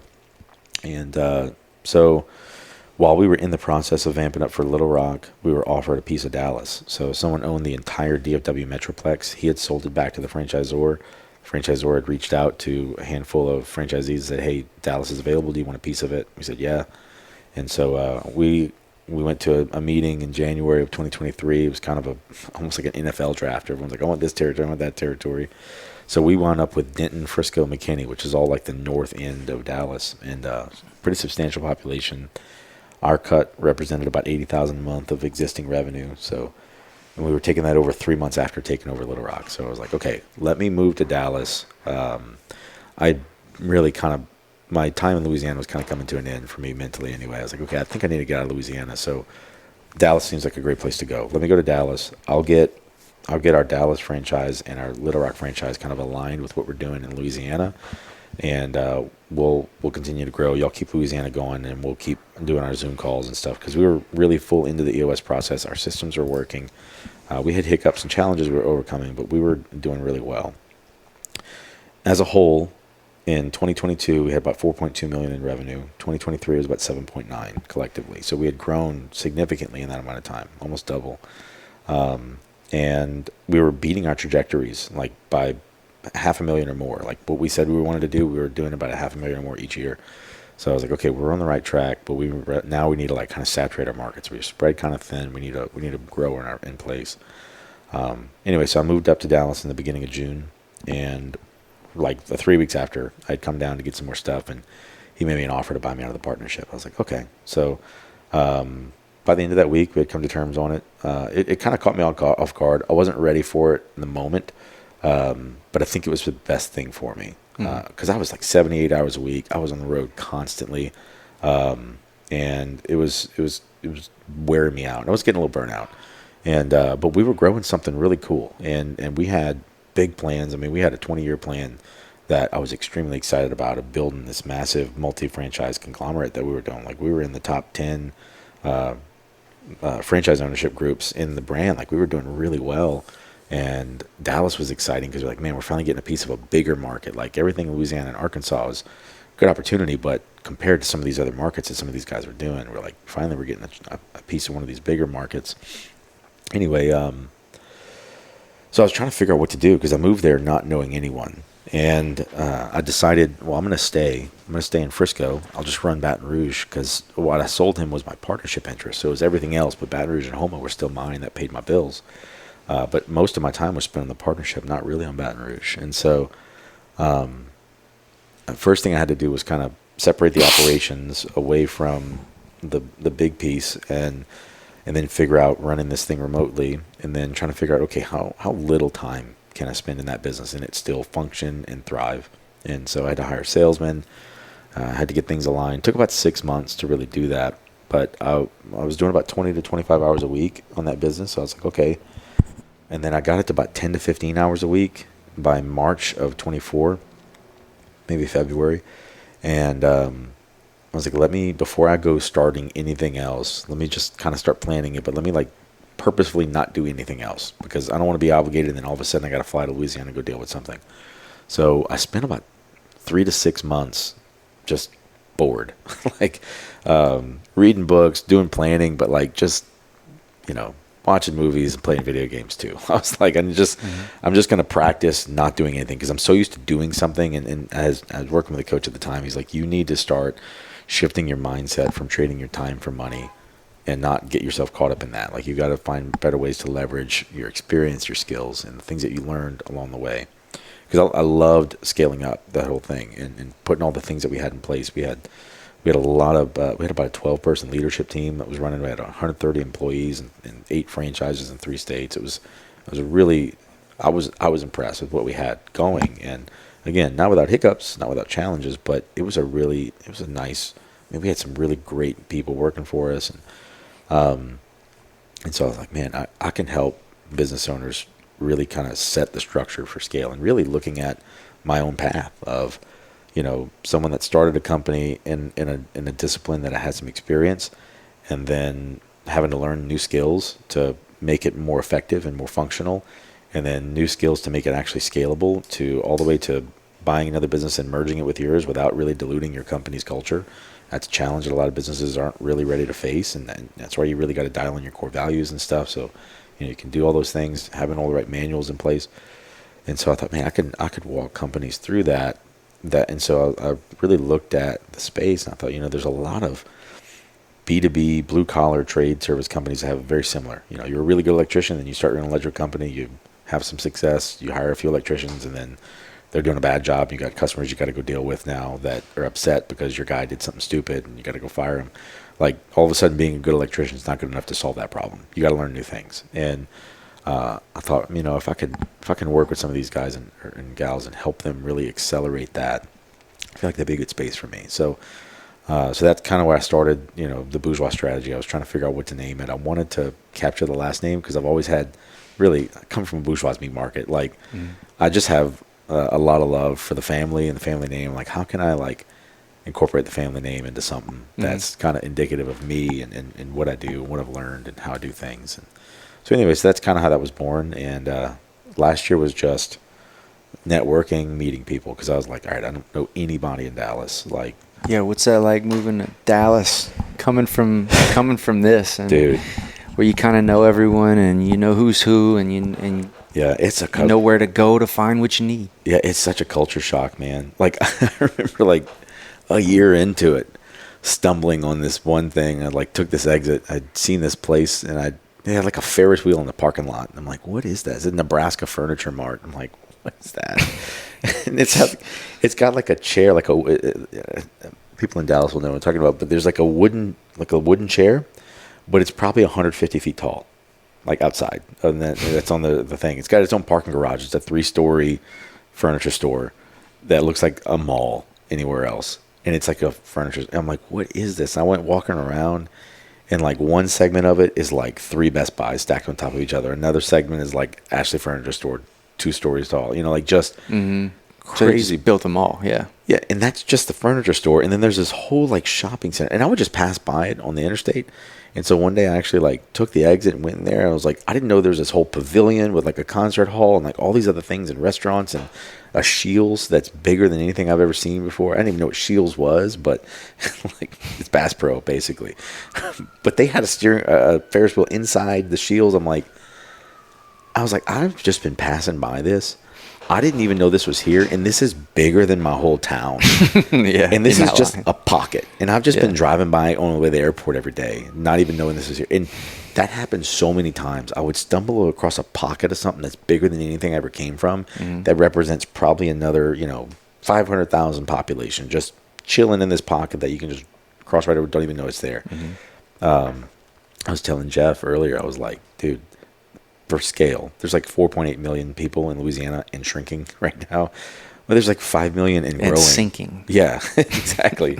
There's like 5 million or more just in the DFW Metroplex and growing. And in the next 10 years, or I think 20 years, they're projecting that Texas, this is bizarre to me. It's just crazy stats. Texas is going to surpass California and New York in population for the first time in history. And not because New York and California are shrinking. It's just they're growing slower. But Texas is growing that much faster. And for the first time in history, it's going to actually surpass them in population. Not only that, DFW is going to continue to expand all the way to the Oklahoma border. And it's going to be the biggest area. So I tell people, I'm like, and they're opening up a new Six Flags. Not Six Flags, or Universal Studios. Disney's wanting to put something there. Like, they're putting stuff there. I'm like, I feel like I moved to California in the 1800s gold rush right now. Just the way things are expanding. And so I'm like, okay, there's going to be tons of businesses popping up, and there's not enough businesses for the customers that are going to be there, and they're going to need help. Like, let me just position myself here to help them with that. And I joke around. I said, I feel like I could fail more successfully in Dallas than I could succeed in Baton Rouge. And so, like, I could try it, do a bad job, and probably make more money just doing that. And then, whatever. But I'm like, I don't think I'd fail either. Like, I think I can help. And so, anyway, so that's what last year was just spent foundation, meeting people. I went to, so last year. How does that work? Who are you meeting? Why are you meeting them? So and January 23 to January 24, so 13 months. Went to 117 networking events. Out of those networking events, I went to 175, basically coffees, lunches, happy hours, whatever, like with another person sitting down for at least an hour. So 175 times with 133 different people. So I sat down and genuinely got to know 133 people. For you have a hour. spreadsheet. Yeah, of course. I'm a spreadsheet nerd. Yeah. So I want to make one for that right now. Man, I could sit here for an hour and show you all kinds of cool spreadsheets I made. But, Me too.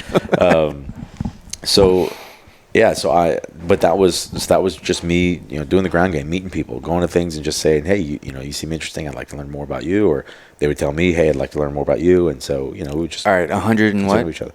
133 different people, but 175 total meetings. So some were. So 133, how many of those will you talk to this week? Probably 10. That's more Usually. than I thought. Yeah. So what I do is I'll go to 2 to 3 networking events a week. So I joined this one group. It's called Master Networks, and I like it because they do these. There's like 47 chapters in DFW of this Master Networks thing, and they have chapter meetings that meet all over the place. Usually between 9 and 10, or 9:30 and 10:30 in the morning on weekdays. And so since I have so much time, I've been able to compress my time in the security business to like 3 to 5 hours a week. I have a team that runs everything, and they're doing well. But so I had this extra time, so I go to 2 to 3 networking events a week. And it's all usually Master Networks. And so I'll go to a chapter meeting on Tuesday, another one on Wednesday, another one on Thursday. And then I'll maybe have coffee with someone before and then lunch with someone after. Maybe I'll meet with 2 different people back to back after. So basically between 8 and noon, I'm at this networking event with some individual meetings before and after it. And these chapter meetings have anywhere from 10 to 50 people in it. And so I'll see them, and I'll hear about another one. I'll go to a different one. And then I'll try to cross-pollinate. So I'll try to find one non-Master Networks event to attend each week. And there's just so many. That's how big it is. Like, there's so many networking Is there a events. genre? Is there a purpose of the night? How does this work? There's different themes. Like the ones that Master Networks has a lot of. There's insurance, realtors. There's brokers. There's service companies, roofers, plumbers, HVAC. There's lots of those trades. There's coaches. There's chiropractors. Lots of those kind of people. But like this thing that I went to Tuesday was my first time going to it, and it was a lot more executives that were there. There were some business brokers, there were some CEOs, CFOs. I've been to some CFO networking events. So it's just all kind of different things. And so I just like, and then sometimes there's people that I went to one that's is like just basically for investors that are looking to invest in businesses. And so, so I just find myself in these different spaces. And I would, when I would meet with people, they were like, well, who can I connect you to? And I said, I'm not trying to sell anything right now. So I'm just trying to go to as many networking events as I can. So if you know a networking event that I don't know about, tell me about it. I'd like to go. And so I was kind of farming for networking events through these face-to-faces with people. Meanwhile, I have someone that I'm connected to that I know that sells insurance or whatever. And I kind of know their personality a little bit, because I might meet someone that needs insurance, and I might be able to say, I know like 3 people that sell insurance, but I think this one would be the best fit for you because I know now what they specialize in or what their personality is, so I can be a better connector for them. So it's kind of my way of trying to provide value in doing that. So that was last year's effort, and essentially just kind of position myself in a way where at least people knew me, because people want to be able to trust you, to work with you or whatever. Some schools of thought would say I spent too much time doing that, and they might be right. But for me, it was also valuable for me to just kind of get immersed in Dallas, since I didn't know anybody at all. So there was some of that too. And then along the way, I've made some good friends. I had like 6 people in my house last night for poker, all from that I met at networking events. And I was like, hey, who wants to come play poker? I had a few married guys. I'm like, no, this will be a single one. We'll do a married guys, because they're like, we can't do weekends or weekdays. I was like, well, school night, man. I was like, we don't have a wife and kids at home. We're kind of lonely, so we're gonna play poker. We'll do a weekend one with you guys sometime. So, but it was just fun to be able to do that and make some friends and And what's coming of it all? So I've been able to. Actually, because I've been able to go to so many events, I'm going to actually start hosting my own event starting in March. I'm going to call it Bougie Business After Hours. People call me Bougie because they can't really pronounce bourgeois. Also because I dress up a lot, so I'm like, all right, fine, I'll keep dressing up and feel like that. So I wear suits all the time, and just kind of lean into that. And so I'll be hosting my own networking event. It'll be in March. I'll be starting to do that, and then along with that, I'll be launching a podcast by the same name, and that whole thing will be about really just these meetings I'm having with business owners. Just some of them I want to say, hey, come on the podcast. Let's actually talk about your business, record it, get video content that you can put on your social media of me asking you questions about the business that might want to be in good content that you might want to put on your social, and I'll have content I can put on my social media. It's a win-win. Meanwhile, I'll be launching in March my first coaching groups that are going to be kind of centered around that same model that I received. Really, all I'm doing is rebuilding what helped me and saying, hey, this was helpful for me. If you think it's helpful for you, I'd love to have you be a part of it. But I'm trying to be very protective of the people in that group. I think there's going to be plenty of people that can afford it, but I want to make sure that I'm putting the right people in the room that are going to be vulnerable with one another, that are going to be open with each other, and not there just to try and get business, because that particular group is not going to be just for networking. Like, sure, we'll maybe do business together. Hopefully you'll find business contacts here, but that's not the point. The point is to work through actual issues in your business and become a more effective business owner and business operator. So I'm excited to be launching that in March. And what's that going to look like? What's the plan for it? We're going to meet once a month for 4 hours. So I'll have a conference room space, and everyone will be there. Everyone's expected to show up with an issue that's their most pressing issue. I'll kind of lay down the parameters. We're going to have a check-in sheet that everyone's going to have filled out. Basically like, hey, disclose your KPIs to us. You don't necessarily have to open your books and show it to us, but let us know where your business is right now. What's your gross revenue and your profit last month versus the month before versus that month last year? So we can kind of have a better idea, because you might be telling me about an issue, but if I see your business is in distress, that's going to paint the context of your issue a lot better. Or if I see your business is doubled, then that's going to paint the context of your issue. So it's going to be important information for us. So we can do a quick, 5-minute check-in for everyone at the beginning. Just everyone go over your high-level numbers. And then we get into the actual issue solving thing. And so, and then, along the way, there'll likely be with people that would need some, one-on-one help. I'll be able to offer them or provide to them or their team or their company.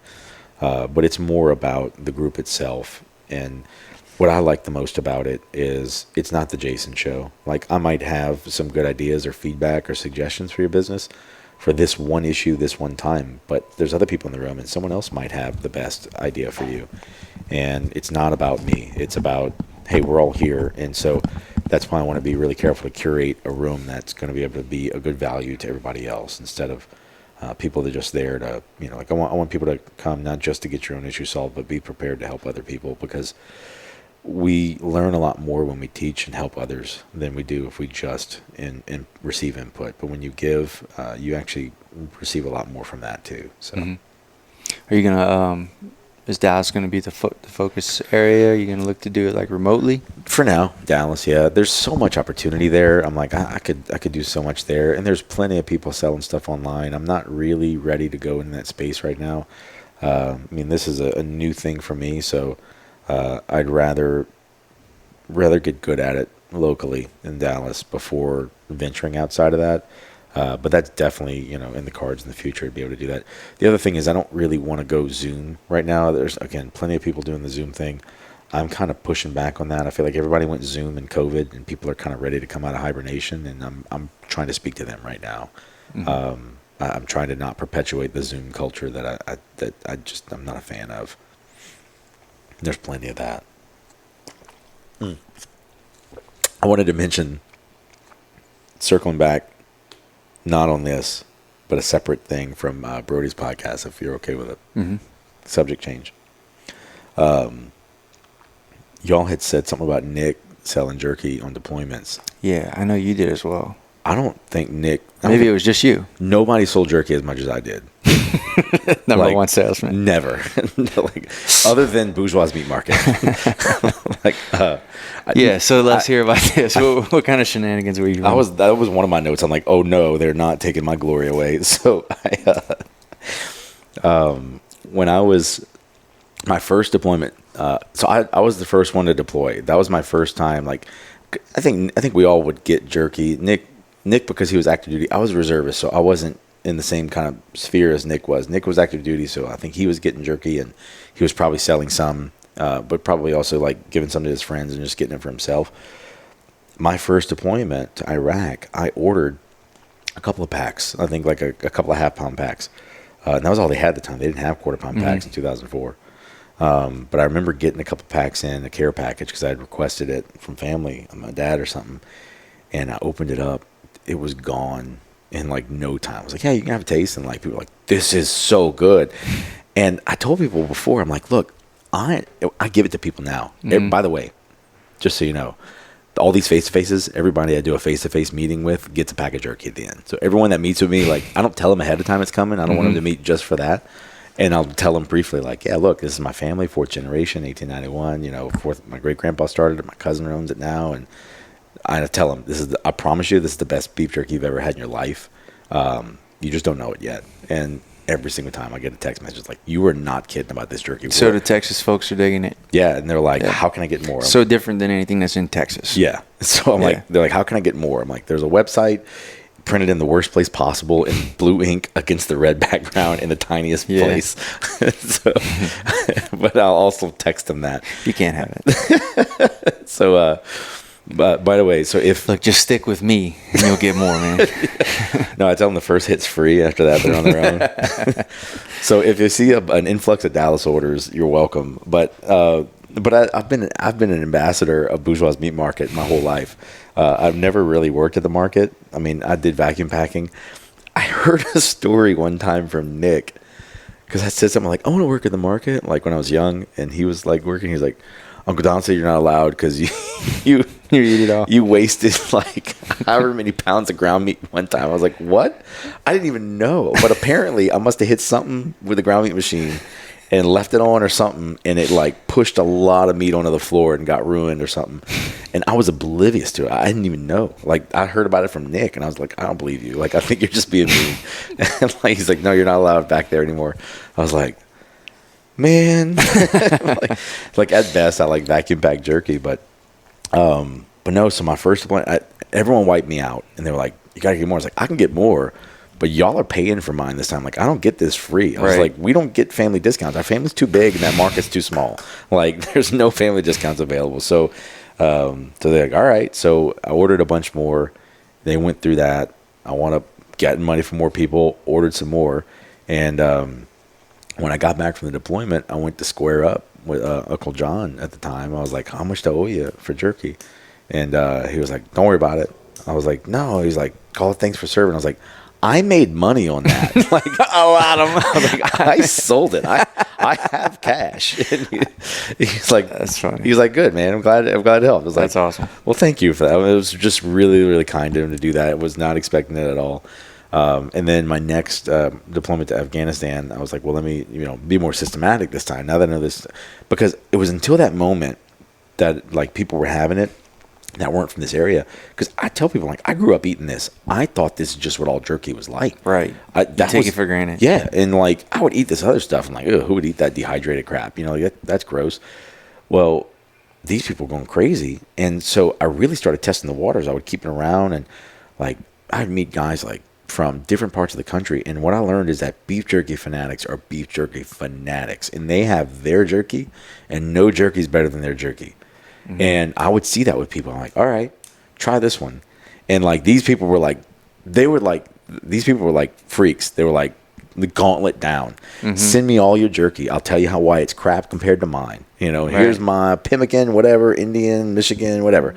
People were like fanatics of it. And I was like, all right, try this one. Every single one of them was like, where'd this come from? Mm-hmm. And I'm like, yeah. You can take your dehydrated stuff and shove it. Like, it is cool, man. And so, like, I was able to see that firsthand. I was like, all right, this is cool. So I was able to kind of, like, do my own field testing against the national database of jerky in my own way. And I was like, this stuff really is special. I knew it was, but I didn't know how, unique it was. So that kind of became my thing. And I had a lot of pride, because it's my family. And so when I got to Blackwater is when I really figured out the business model. So what I would do, I made a spreadsheet, but I figured out flat rate shipping boxes, because you can fill them up. The weight didn't matter. And so I could fit roughly 25 packs of quarter-pound packs in a flat rate box, and really like jammed in tight, but we could get it there. And so I would order 50 packs of jerky, 50 packs of sticks, because the flat rate box, I had a predictable shipping amount. To an APO, it was like $13.90 a box, $10.90, whatever. And then the price with tax. And so because the jerky and the sticks are different prices, by the way, pro tip, you don't have to charge different prices for that. People don't know. Like, I'm just putting on the podcast now. If prices go up, I'm sorry. But what I did was I priced it so that my margin was covered on the overall, no matter how much I sold, if they were priced the same. So what I did was I charged $6 a pack on the quarter pounds. Buy 5, get 1 free. And you can mix and match. Sticks, jerky, whatever. Mm-hmm. And so people would pay it. And so I would get, $30. They get their free pack. 24. 30 $30 to get their free pack. So anyway, it reminds me of your by the way, I love your videos on the social media page. I sometimes, if I can get people to go look at the Facebook page, I'm like, let me tell you about my cousin Shane. He's a nut. Let me go find a few videos. And the Yanny Laurel Boudin one is one of my all-time favorites. And the Hurricane Shane coming at you with a patty special. You ain't got to buy the 61st one. Dude, it's so funny. Anyway, that's where my mind just went. You ain't got to buy the last one. People can't do it. Dude. They can't do it. And I obviously, I always do this. I do things like this, and I don't tell anyone else in the store. So, like, people will come in for these special deals and say, I want the summer sausage deal. And the girls are like, what the hell are you talking about? And by the way, even in that video, I loved, they ain't gonna get you out of the Del Champs. Del Champs has been bankrupt for 20 years. No one catches that reference. I know. Good stuff. That was so funny. Anyway, so I would sell that. I had a flyer I made in PowerPoint with pictures and everything, and like, come to my room or whatever. And there was a whole year where our chow hall contractor was so bad. Like, they were literally serving us pig hooves, like with the bone still in it, and like expecting people to eat it. We're like, there was like, no. And the only protein in the camp was beef jerky. So I was selling. So I would order in a 90-day deployment. I would order 2 times, and it was 50 packs each, 50 packs of jerky, 50 packs of sticks, and it would last maybe 45 days. I got to place another order, and I would put it on the credit card because I could order, and I would place the order, tax write-off. And then I'd get everyone's cash. I'm like, thanks for the ATM run, guys. I started going to a weekly cash poker game. I'm like, this is fun. Poker money. Coming home with like $2,500 in cash at the end of my rotation. And whatever I bought with cash, I got the receipt, tax write-off. Just like, this is great. I think enough time's passed now where I can't get audited for 2012. But anyway, so, but yeah, it was a good hustle. I did that for a couple of years, man. And I was known as like the jerky guy. I had the jerky. So I'm selling it to guys all over the place. So I don't know. I like to take credit for your international customer base. And now I'm spreading the good news in Dallas. And I did it in Baton Rouge when I started my security company. I would tell people I would meet with that didn't know about it, or even in Homa, I would give people jerky just for sitting down with me. So it kind of became a really good leave behind of, hey, it's got my last name on it, so you can remember me. I'm the guy that brought you jerky, perfect. And it's a weird thing. Most people are bringing donuts or cookies. I'm like, jerky, yeah. I had one lady that was like, oh, I'm a vegetarian. And I was like, oh, I got to get out of here. Dude, the salesmen got it figured out, man. Yeah. They know how to use it. I've heard so many good stories. I've heard truck drivers in line at deliveries hanging it out the window because they know the gate guy knows about it, and they'll flag them in to cut the line. Yeah. I heard one actually last week. This was a good one. I don't remember who told me. So, guy maybe living out of state, and he had an employee coming over through Louisiana or maybe to Homa or something, running a part, and he said, "Hey, there's a little place in Thibodaux called Bourgeois. Let's take this $20. I want you to bring me back $20 worth of beef jerky." Long story short, the guy came back, gives him the $20 bill back, and he said, "What's up with the jerky?" And he said, you couldn't get the jerky. He said, "I did get the jerky, but I ate it all. So here's your $20 back." Oh man! I thought that was awesome. He owed him interest actually at that point. Yeah. That's funny, man. So what else is good in Dallas? What's it feel like? Okay, so one thing people ask me, like, oh man, I bet you missed the food in Louisiana. I was like, I can cook. Like, the food's not as good. It's good. They got some good restaurants, but I mean, I took for granted how good our food was here. I mean, I knew that it was good, better than most places, but you just get so used to it. I mean, New Orleans alone, like I tell people, like the culinary market in New Orleans is insane. Like, you don't make it a year in New Orleans unless your restaurant's really good. Yeah. Like, you're gonna get torn apart by critics. Yeah, and even just regular people. Like, the bar for good food is high. So if you're gonna open a restaurant, you better be good. Otherwise, you're not gonna last a year. And so what that means is all the restaurants that are open in more than a year are phenomenal. And there's so many of them. I remember Dallas, dating out there and trying to figure out a restaurant to go to. And every time I'm looking, I'm like, it's a chain. Everything's changed. But then I also realized, again, because of the market there, the chain started in Dallas as just a local place, but it had success. Like, why not open 4 more in the DFW Metroplex? And if it's good, then we can franchise it elsewhere. So they're chains, but I had to learn to, like, not necessarily write it off because it's a chain, because they could also still be good. But even then, like, I always ask. Just a different feel. I'm always putting salt on stuff. Like, hey, you ever heard about this stuff? Dude, you know what the problem is our damn family. They can all cook. Yeah. Like, we have tourists come in all the time, and they're always asking us, they're in for lunch or whatever. Hey, where can I get a good gumbo? I'm like, my mom's house, or dude, no, go across the street. No, like, look, it's hard, dude. That's the thing, though, because it's honest. People ask me when they go, like, where should I go to eat? And like, they're like, where can I get really good Cajun food? I'm like, somebody's house. That's it. Somebody's house that you can't understand. Like, that's gonna be the best gumbo. If you want it the real way, And there are some restaurants that get close, but even then, it's sometimes inconsistent, and so it's just because it's not really restaurant style food. I want a white bowl from Mama's kitchen. No, really good crawfish bowls too. Okay, so culinary. I like to talk about this. Joey, my old business partner, I used to tease him living out in Lafayette.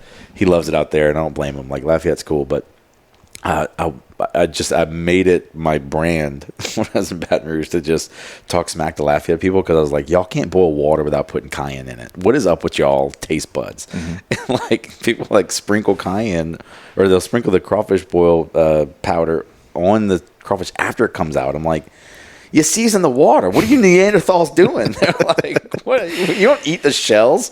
And so it's so different. But I explain that to people. I'm like, the culinary tastes are very different an hour away. Like, just It's weird. It's so different. It's weird with boudin here. Out west in Lafayette, they put a lot more rice. We put a lot more meat. Yes. For us, it makes more sense. Well, we want to brag about, hey, ours, we put way more meat. But you go over there, they don't like it. Well, beyond that, too, so my dad and I had this conversation because I'd heard about the one spot in Lafayette that everyone loved. I think it was Best Stop. I got their boudin or something. I brought it to my dad. I was like, all right, let's try it. I went to the paint store with him one day, and I was like, I want to try it with you. Like, let's try it together. Like, I had Bourgeois, and I had this one, and I was like, let's do a side-by-side because everyone says theirs is best. No one's bragging on ours statewide like they brag on this one. So let's see what it is. And we tasted it, and that was we noticed it's definitely more rice, also more cayenne forward. Yeah. Ours is more herb forward. And I think that's one of the biggest differences in like the Lafayette region versus like the Houma region. We're very much herb forward out here. And what my dad pointed out, which was really, I thought it was a really astounding observation. He said that if you taste Cajun food, most people, when they try to replicate it, they try to make it really spicy. You just make it spicy. But we're not really spicy here. And Lafayette is spicy, but he's like, it makes sense though if you're used to having bland food and you have food with a lot of flavor, the only thing you might be thinking is, I want my tongue to explode with flavor, and how do I do that but with a bunch of cayenne? But really it's a lot of flavor with a little bit of spice. And so I was like, that's and the other thing is real flavor. Yeah. You go, dude, a lot of I'm not gonna say names, but a lot of the places, go watch what they're putting in there. It's just bags of powder. Yeah. Yeah. Like, if you want garlic flavor, put garlic in. If you want onions, put onions in. Don't put onion powder in. Well, that's what I say about herb, forward. Like, y'all, on this podcast, how many pounds of parsley a week? Brody told me. I was shocked. How many pounds of parsley a week y'all go through here? Fresh parsley. Right now, our batches are pretty low. Let's say. Also, we don't weigh anything by pounds. Okay. We call it a box. Okay, box. We call it a box. I don't know. We're going through six cases of parsley a week. Yeah, a week. And that's just parsley. And then y'all are doing that kind of scale with all your other herbs. Like, yeah, onions a lot more. And so, like, you can taste the difference. Exactly. That's why I say it's more herb forward. But I find that's the culinary profile of this area. Yeah. It's a lot more like fresh herb forward. Dude, you get tourists and they come. We have a spicy and we have a mild boudin, but they ordered a boudin. We give them the boudin, and a lot of them, they're, this ain't spicy. Like, well, we didn't claim that it's the spiciest boudin. Yeah, I don't order anything spicy here. Doesn't make any sense. I only get the mild boudin. I don't get anything because I'm not here for the spice. I like the flavor. To me, I find too much spice can kind of detract from the flavor. I've traveled around. I've been all over the world, and you go to they have Outbacks all in every country. They have TGI Fridays, Chili's in every country, and often you'll find like a Cajun pasta on them, and it's just blasted with cayenne pepper. Yeah. That's all they know. And so, it's a booming town, man. There's a lot of. I don't have much experience with Dallas at all. Me neither. I've done Austin and San Antonio and Houston and all. That was what I had done. No Dallas. That was the same for me. I moved out there without any experience with Dallas. I moved out there sight unseen. I had a realtor pick out a place. I saw pictures and said, "I'll take that one." Really? Yeah. I was like very. I mean, it was hasty. We had just bought that franchise. I'm like, okay, like that location makes sense. I'll do it. And then I found out I was so far out of town. I was like, okay, I got to get a little closer to town. But yeah, it's a lot of people. Are you planning on working from home? For now, I'm working from home. Eventually, I'll probably get an office space, but right now, it makes sense working from home.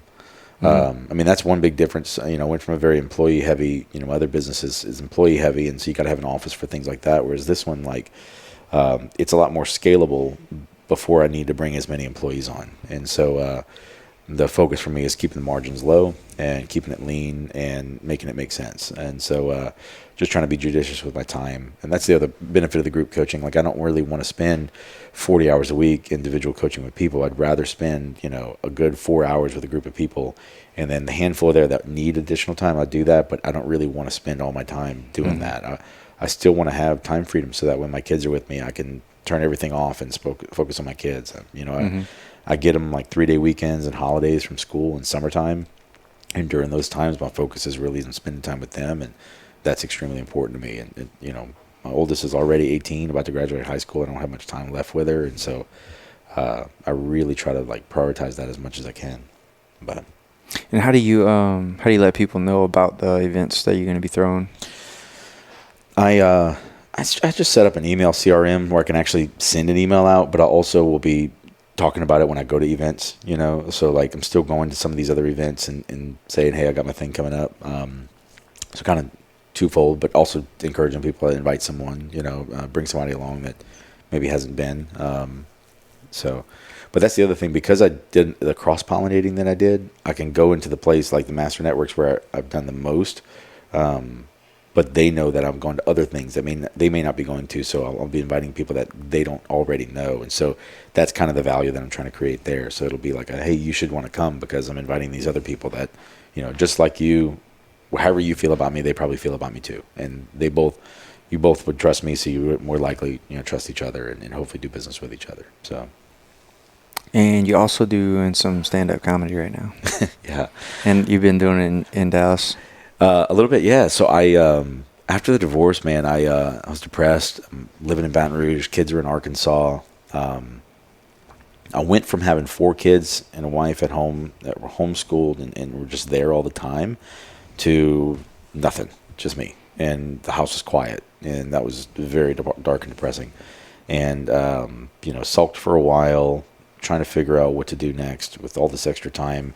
And so I started going just out a little bit, dates, places, you know, whatever, just trying to figure out things to just not be home. And started in projects. I built a drum set, put in my living room, like literally bought raw shells, drilled out the holes, put clear coat and stain, and like picked out the hardware, built a custom drum set. So like it was like I was doing things like that. I was like, I'm gonna build a drum set. I'll build another computer. I'd like to build water cooled computers. So I ran out of projects at home, and so I was like, what are the things? So I really like kind of did some soul searching. Like, what are the things that I've always wanted to do? You know, like kind of like, why am I not doing them? Like, what stopped me from doing it? Like, so I actually started skydiving, and as well, I was like, oh, that's something I've always wanted to do. I had a friend that had a license, so I was like, let me start to try to get a license, and I started on that path. I didn't finish, but I do want to pick that up whenever it warms up. And then comedy was another. I didn't, dude. So as a kid, we would watch. My dad would like tape Saturday Night Live on the weekends. We'd be with him, and then we'd watch it the next day. You could fast forward through something if it was inappropriate, so you got to at least preview it. But we would watch, you know, Dean Martin and Jerry Lewis stuff growing up. We would watch, Saturday Night Live. We would watch funny movies. I just remember, but Saturday Night Live, I remember just being obsessed with it as a kid. I remember like. In my wildest fantasies, picturing myself on the stage at Saturday Night Live, being on the cast or being a host, seemed fun to me. Like, oh man, like a someday but probably never thing. And it was just kind of always there. But ultimately, I just kind of chalked up to just I like to laugh. I like to make people laugh. I like people that are funny. And so anyway, when I found out but I didn't know there was a path to like be a comedian. And then I found out about an open mic in New Orleans, and I went there. Actually on a date. It was a second date or third date with someone, and we went to an open mic in New Orleans, and I was like, I didn't know this was here. Like, I didn't know there were open mics in New Orleans. Like, I thought you had to do this in like LA or New York or something. And by the way, it's so funny how things happen. When I was getting ready to go to Iraq, my first deployment, we were doing some pre-deployment training in San Diego, and Nick was in the Naval Academy, and he took a float. They were on a ship that ported in San Diego. And I was in Miramar, and he was ported close by, and we want to get in touch with each other. He's like, hey, I'm coming to San Diego, because he knew I was out there doing my training, and we were there for like, I want to say it was like 4th of July weekend or something. For some reason, we had like a 4-day weekend for a holiday, and so he and I linked up, and we went to LA for the weekend. And I told my dad this story. I was like, do you know that Nick and I went to LA, went to a couple of comedy clubs. Mm-hmm. We went to this place called Roscoe's Chicken and Waffles, which was our first exposure to chicken and waffles as a concept. And we were like the only white people there. We're like, oh, we didn't know this was a thing. Like, we were like, did they put the chicken on the waffles? Did they put the syrup on the chicken? Like, what's going on here? But it was like this really like place. Like, it was like a whole like celebrity hotspot. Like, there were pictures of the door guy with all these celebrities that came there. Like, wow, like no wonder people told us to come check this out. But I got to have a weekend with Nick in L.A. and it was just totally, just so happened we were both in that area. That's cool. Both had live-o for a weekend. And we went to, we saw, I think he was there with me. We saw Joe Rogan actually performing live. He was Really? terrible. He was bombing. It was so uncomfortable. We were like, man, that was Fear Factor Joe Rogan at the time. So we were like, we knew who he was, but it was like, man, we saw Mark Curry from Hanging with Mr. Cooper. He was like testing some stuff for a pilot. I was like, oh, this is cool. He's like, he got up there, he had a notebook, and he's like, hey, y'all, I got a pilot or whatever. Just got some material. I just want to try real quick. If it's funny, feel free to laugh. If not, no big deal. So he had his notebook, and he like told a joke. No one laughed. He's like, all right, that one's no good. And he just like told another one. And he's like, oh, that was a good one. And he kind of circled it. I was like, this is cool. Like, I didn't know this is how this went. Like, this is neat to watch. And so anyway, it was just a fun experience. And I love that I got to do it with Nick. But I'd always had that was such a cool memory to be able to do. But anyway, I found out about an open mic in New Orleans, and we went there. And afterwards, I talked to the host. I literally sent the date home. I was like, "Hey, have a good night." And I went back and talked to the host. I was like, "Yo, how do you do this? Like, you just sign up?" He's like, "Yeah, you just show up, sign up." I was like, "I've always thought it'd be fun to do. I've never done." And I'm sure everybody says that to them, And so he's like, "Look, dude." He's like, "If you want to do it, sign up. Come next week. Just all you gotta do is put your name on the list. Get up there, get 5 minutes." And I was like, I get nervous or whatever. He's like, "Look, you work out, right?" I said, "Yeah." He's like, "Okay, when you're in the gym, you do a bench press. Do you expect everyone to clap after?" I said, "No." He's like, "Right, it's a workout. It's a gym. That's what an open mic is. It's a workout. Don't go there trying to get applause. No one's going to laugh your first time. You're not going to be funny your first time. Just got to get out there and do the workout." I was like, okay, that's a fair perspective. I can appreciate that. And then I found out that there was an open mic in Baton Rouge next week.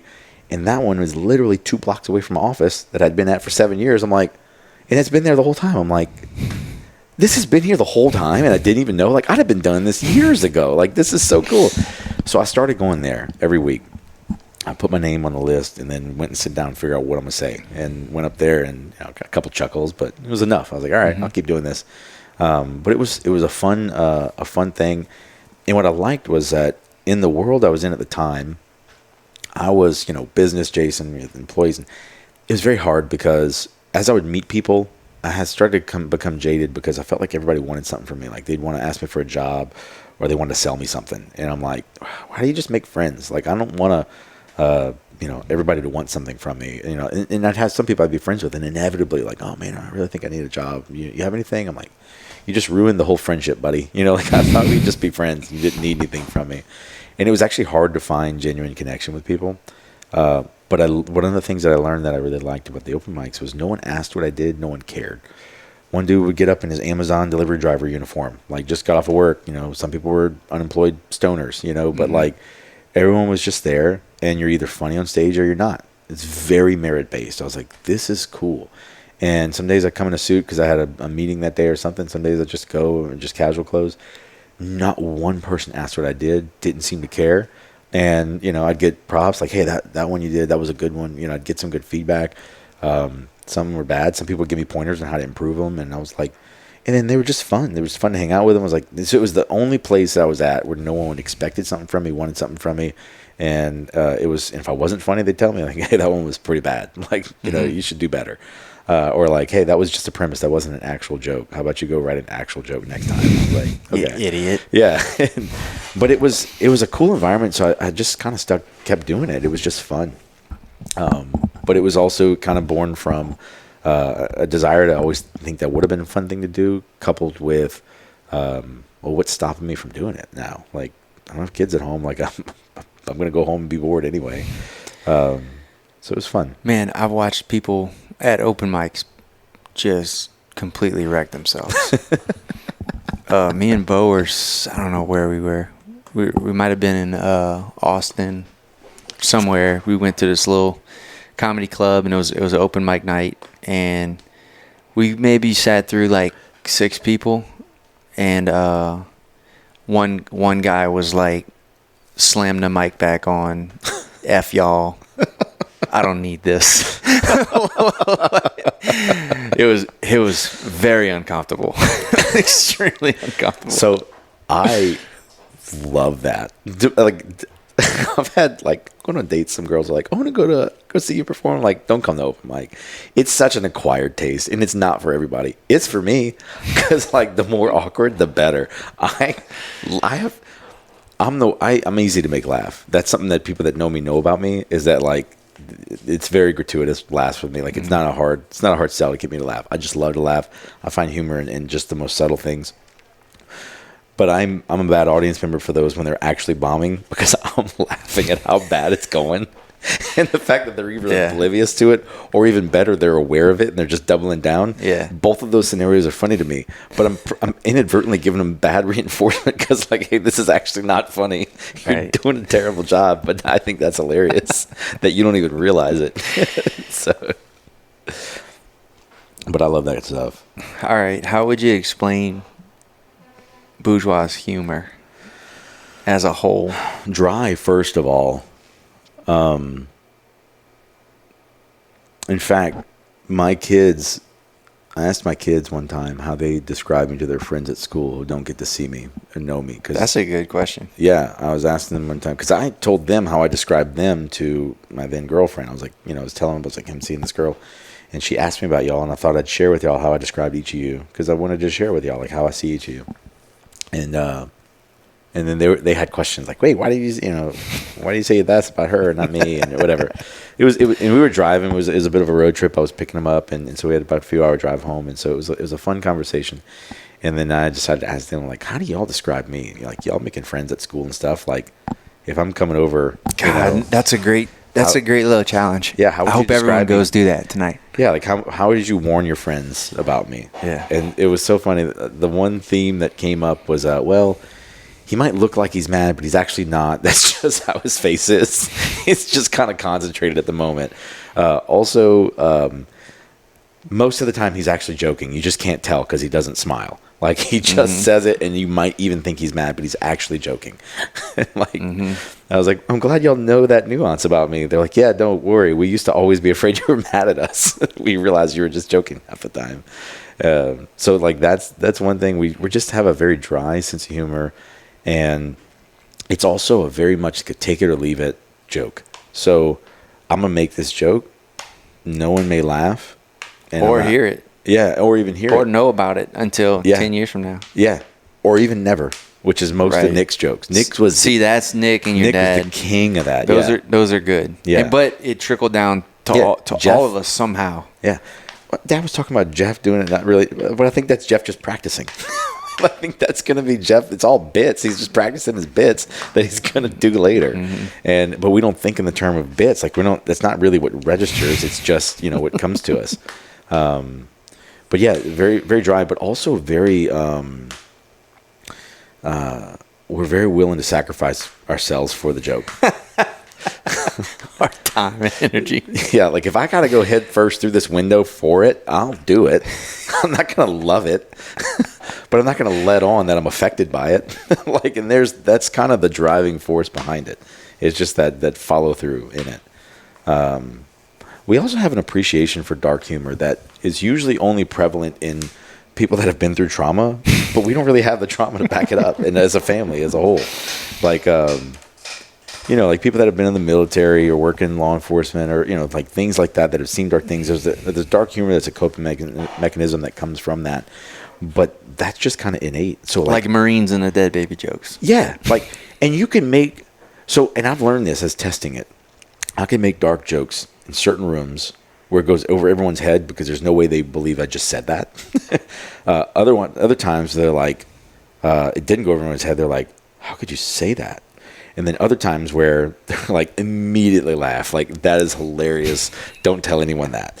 or other people that are like, that's hilarious. I want to repeat that. And so our family gets it. Like, I could make any number of dark jokes. I tend to push the envelope a little more with my family than most, mainly because I was kind of the black sheep of my family. I was the one that got in the most trouble all the time. I was always in trouble. And so I just kind of accepted that. And so worst case scenario, there's Jason being Jason again. Like, they're all still going to love me.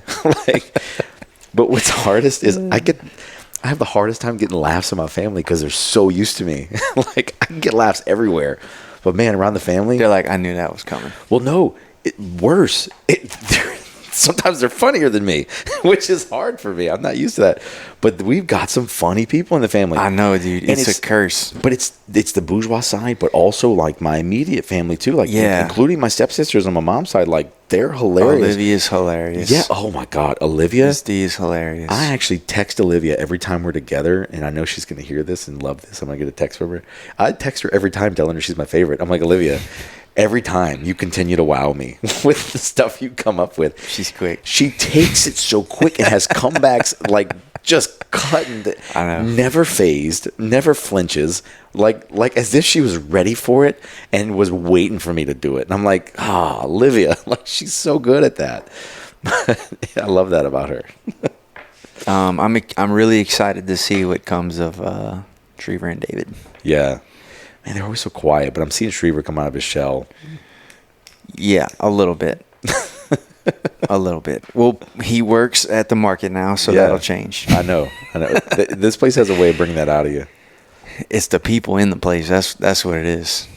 You get around certain people, and you just start to do things. What's funny is my dad brought a lot of that culture over to the paint store, and I don't know that he takes enough credit for it because he doesn't like to take credit for things, but I spent a lot of time at the paint store because, again, I was in trouble all the time.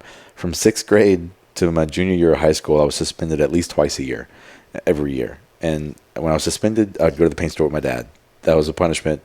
And that place was a ruckus, man. Like the things that, like guys would come in, like salesmen would just come in. They weren't there to buy anything. They would just come have coffee and hang out and talk for an hour and then go back to their sales calls. Yeah, that's a cool place. And it was so fun. But like Mr. Jimmy there was like such a character.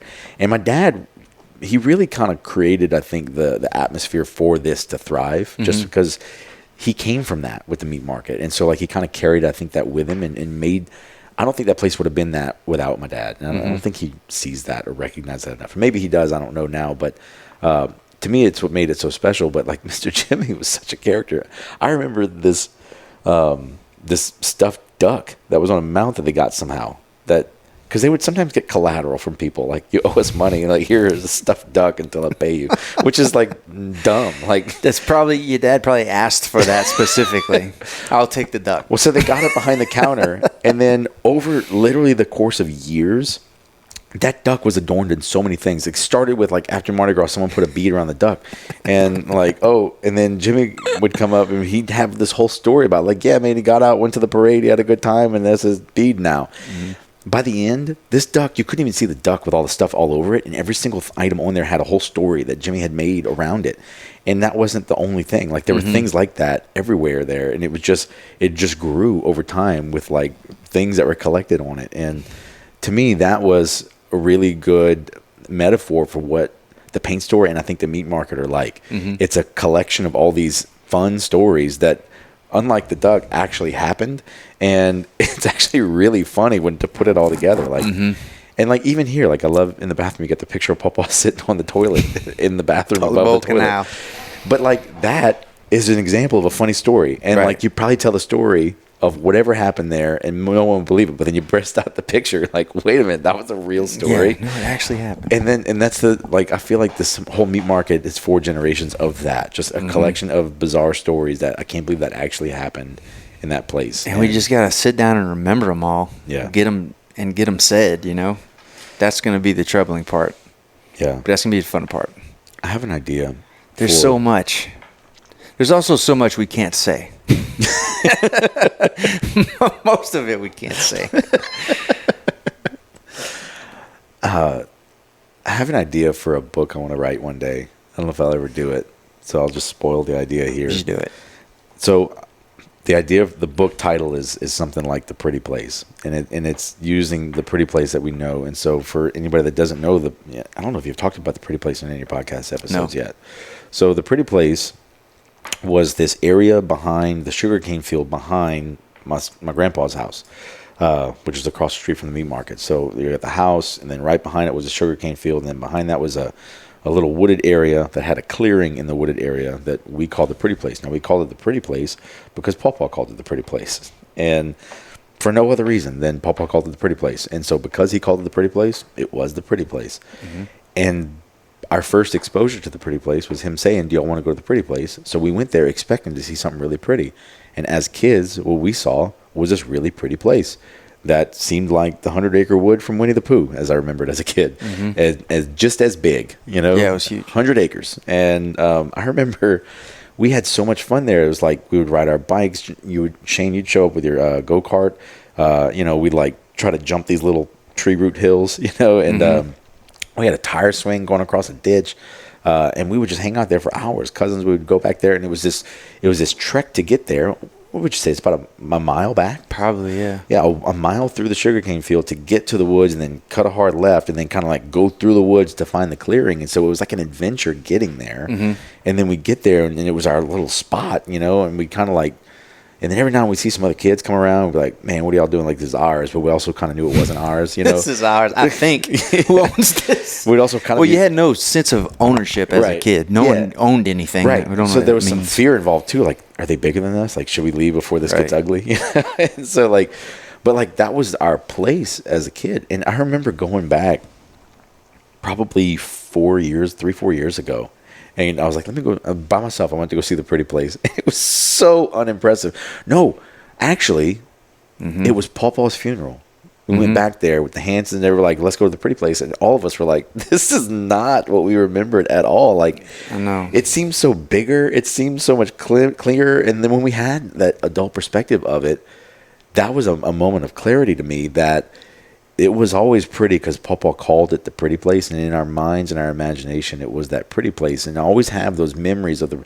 So I'm able to kind of shelve the adult perspective of it and remember it as the pretty place that it was. And in my mind, I can go back to, you know, that place of it. And, you know, the analogy for that is like anything can be what you really create it to be if you want it to be. If you want to call, you know, your place of business your happy place, you can make it that. If you really believe it's your happy place, it may be a stressful place, but you can make it your happy place by fixing the things that stress you out and removing the things that stress you, or finding ways to remove yourself at times when it's stressful.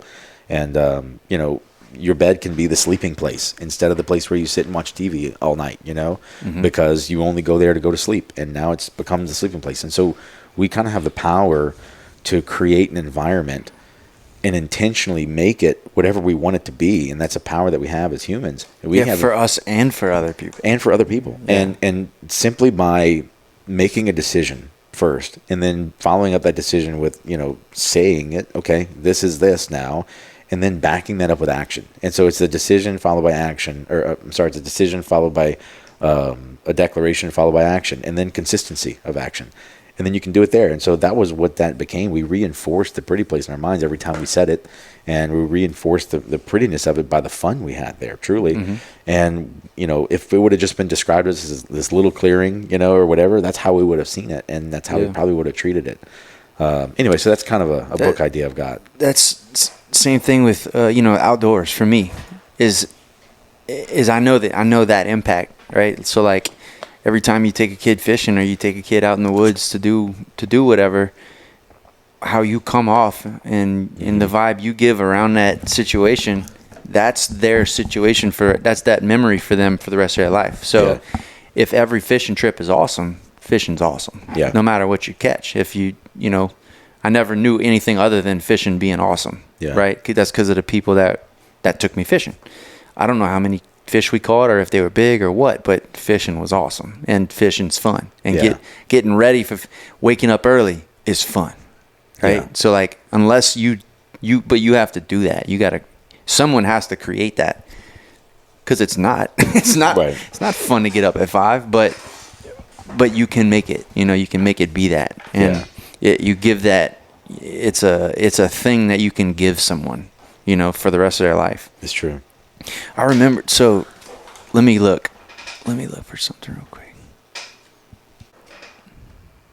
We're gonna, all right, this was for Papa's eulogy. When did he pass? Was it 2021 or 2? Yeah, 2021 sounds right. Okay, this is about the pretty place. As a kid, there was something called the pretty place. It was behind Pawpaw's house, past the cane field in the woods. Anytime there were 2 or more cousins at his house, we would hit the dirt road. It was a 5-hour walk, maybe 200 miles into the wilderness. The actual area we called the pretty place was the size of a national forest. We would ride bikes, play in the ditch, climb trees, make forts, play hide and seek, the good stuff. I literally thought it was a fully functioning jungle until I was about 10. Lions, tigers, wombats, and at least one mongoose, and perhaps some quicksand. Does that sound right? Yep. That's the dead on. I'm 30 now. I've been to the pretty place recently. It's actually only a half mile past the barn. And the area we played in is only a half an acre max. There are no mongoose. I realized that the lands beyond the pretty place don't go on forever. In fact, they end about another quarter mile down where Ridgefield Road passes, which don't remember any roads being near. I thought that was forever that way. Like just California if you just kept going. That's sort of depressing. It makes me think that maybe life seemed so large back then because we weren't actually looking for more. We weren't looking for the next thing. We were overwhelmed with the fun right in front of our faces. We were kids. Eventually we started wanting new toys and new adventures. Let me tell you who never needed anything new. Lester Bourgeois. He taught us to see the magic in the things around us. He taught us to do more with less.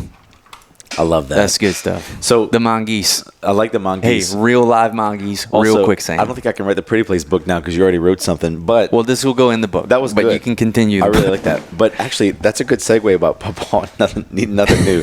Let's talk about that for just a minute because I love those stories of the things that Papa had. My favorite was the screwdriver welded to a trailer or something like that. No, the wrench. Yeah, the wrench. The wrench. He used the closed side of a wrench as a washer on a bolt that was holding his boat trailer together. Yeah, we're picking up. I'm in there. We're tearing apart the rolls on the bottom of the boat. He's got the boat hoisted up via block and tackle to the top of the barn. So there's no pressure on the boat, and we got tools everywhere.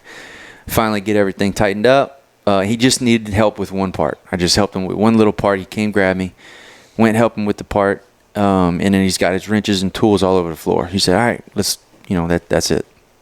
So I started grabbing tools and putting them back where they go. And I grabbed a wrench, and it was a wrench that was sitting on the, like the wheel well. I grabbed the wrench, and it didn't move. And I was like, it felt like it was stuck to the trailer. And I looked closer, and it was purposefully stuck to the trailer. It was the washer. And I said, Paul, you accidentally put this wrench under this bolt. Like that's and he goes, no, I needed a shim, and it was the perfect size. Left it alone. Fine and dandy. If it works, it works. That is one of my favorite attributes of him. Dude, that barn was so rigged out. So rigged out. Even after he passed, I went in there. Nancy had me do something with the light. And I wish I remember exactly how this was ran, but there was a light bulb. There was a light bulb that was ran by an extension cord. Okay, but the light bulb had its own outlets on it. Mm-hmm. You know what I'm talking about? Yeah. So there was an extension cord going to the light bulb, and the light bulb had an extension cord coming from it, powering something else. Right. And I can't remember the way this all worked out, but I remember going in there and I couldn't get whatever light needed to be on, and Nancy couldn't get on, and maybe my mom was there too. And I remember how it used to be, and it was just a little pull chain on the light bulb. It's about the one above his bench, right? Yeah, it was a little pull chain. So I look at the pull chain and I run and I see the cable that was always there, and I was like, well, that extension cord usually went to this plug, and I'm like, but it ain't going to that plug. Where is it going? And I look, keep following it, and I find another thing with another light on it, and I'm like, all right, that's fed by that, that's fed by that, and that's fed by that. And then I see a string tied, and I see the string tied up in the rafters and stuff, and it's leading back to somewhere else. So I pulled the string, and the light comes on. And I let go of the string, and the light goes off. Pull the string again. Light goes on. Let go. It goes off. I was like, well, what the hell? And I look at the wall in the barn. He had 2 nails. So it was purposely meant you pull the string and you got to cleat it off so that it stays on. Because we don't need to get the switch that works. Nope. We just need to rig this so it works. Problem solution. That's how everything goes. I thought everybody had wires running through their oak trees in their yard growing up, because that's how we grew up. And I didn't realize that wasn't normal. Because he had the speaker wire coming from the market over the highway where the 18-wheelers passed, and that was the alarm that, we don't need to think in ADT. He had something he rigged out that rang a bell in his house using a speaker wire draped across the street, across the major highway, through the oak trees, all the way to the house. I mean, that's what, 500 feet? Yeah, I mean, substantial. That's a whole spool of speaker wire he ran, and there were splices. I remember seeing the splices with electrical tape around it in the middle of the yard. I didn't know what that was as a kid. I just would see it, and I just assumed that was just normal. Everyone had that, and I remember there was everyone's got those. Yeah, I remember seeing the wire in the tree going from the carport to the barn. And didn't think anything of it until now. I'm like, did he power the whole barn from the house using that wire going across the tree? Oh yeah. He we tell some of his stories pretty often in the market, but he had a spatula with the handle broke, and it was his favorite spatula. And he spent the next week making a cypress handle for his spatula, going back for a little piece of cypress he had in there. But he would go back and forth, sometimes twice a day. He would come, hop on the bandsaw, shave it a little bit. You see him grip it like, oh, yep, that's it. He'll go to the belt sander for the knives and grip it a couple times, walk out the door. And we got to take apart the bandsaw, clean it. 3 days later, he comes back, same thing. He'll come in, turn the belt sander on, walk out the door. Just all he needed was a little touch up. He worked on that handle for about a week, 2 weeks. But don't go buy another. Don't go buy another spatula. $1 at best. I mean, so good. Even the washer. I mean, a washer is less than $1. He's gonna put a whole wrench there. And he had how many washers he got in the barn? He never threw away any piece of any kind of piece of equipment, a old thing off of something. But I think that's a really cool thing about that generation that went through, the World Wars and the Great Depression. Like they didn't have, and you don't know what that thing could be for. Yeah, and so but they went through okay, look, we gotta. They didn't have the plethora of things to even buy that we have now, so you had to be creative and inventive, but also you didn't have money to just go get frivolous things in it. So it did kind of create that ingenuity. Hoarders, but hoarders are unorganized. Right.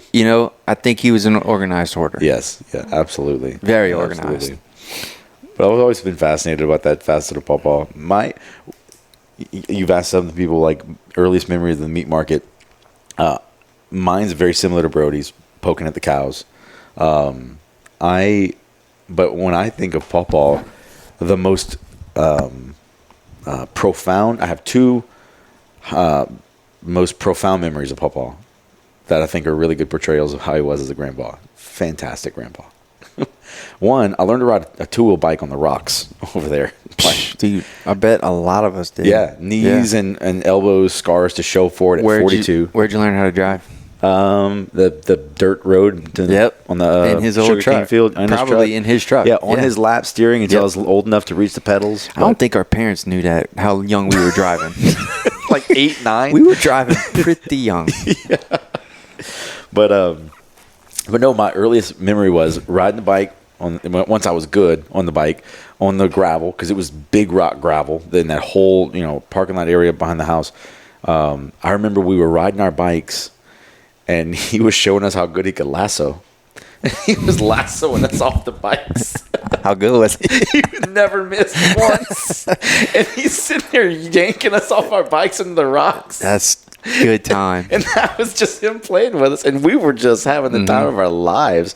And, we get scraped up. We go inside. Meemaw would give us Band-Aids. And we'd go back out and do it some more. And so, there was scars from learning to ride. Then there was scars from playing with Pawpaw. But, that was the most fun. And I was never not impressed by how good he was with the lasso. He never missed. And we were like, I'm gonna go fast. That's just, you're gonna get yanked off harder. I remember we would tie 2 bikes together, haul ass from the market, haul ass toward down the driveway, and then the guy in the front would just slam on his brakes in the center, and then you would just, if you're the guy in the back, you just hang to the outside and you just do this big whip around them. That was good stuff. So that's one of my most prevalent memories of Pawpaw. Probably one of my earliest memories of Pawpaw, if I can. I mean, there's probably more, but also I remember we would go on Saturday mornings when we'd be there with my dad. He'd give us. It was so funny. We'd be around there for the coffee. He would take his coffee black with a big spoonful of sugar. And if we're there when we happen to be standing right when he's doing it, he'd get an extra spoon of just sugar and let us have a spoonful of sugar. Oh yeah. But then Meemaw would put hers with creamer and sugar, and it was kind of good. So she'd let us have a sip, of hers. And so it was if we're around when she's making her coffee, we'd get a sip of her coffee with him. He'd just give us the sugar. Either way, we're getting jazzed up. And so, but because they know they're gonna send you right to your parents and yeah, because they had us till noon. Deal with this. Yeah, my dad would come home and they're like, we're just gonna be running around outside, falling down anyway. So, but the other big memory is, so I was the first one to deploy to Iraq, and I went to go see him, went to go visit him before I left, and to tell him bye, and I was about to go, and he's like, hang on, I want to give you something. He took me out to the barn. He pulls out this K-bar knife, worn out. Have you seen that? I don't think so. I haven't told you the story. He gives me this K-bar knife, and it was weathered, everything. And he hands it to me, and he says, now look, I want you to have this. This was mine. I had this in World War II. This thing killed 39 Japs by putting it in their stomach and twisting it. I was like, what? Never heard this version of Pawpaw. And I'm like, okay, thanks. I've got this war memento, that's wild. I'd never heard this, thing, because he never really talked about it. Oh, my God. So then I go tell my dad later. I was like, Dad, I want to go see Pawpaw. I went to go tell him bye. And he gave me this knife, and he told me he killed 39 Japs, put it in their stomach and twisted it. He was like, he was a radio operator. He was a radio operator in Indonesia. He never met a Jap. I was like, oh. That's hilarious. He probably bought that somewhere. So I looked it up. I wound up finding somewhere online years later to figure out. It was an edition that came out in the early 90s. That's what it was. I remember. So, but because it was in the barn for so long. You came to Pawpaw. That was a family event. Yeah. That day. Yeah. Everyone was there. Yeah, I remember that. That was like a going away. Yeah. I will never forget this. Gregory, at some it was like last goodbyes. Hey, we're yo. I don't know who you were there with, but it was all right, good seeing everybody. We heading home. It was the last thing I heard before the door closed. Gregory, he must have been 8. Yeah, probably young.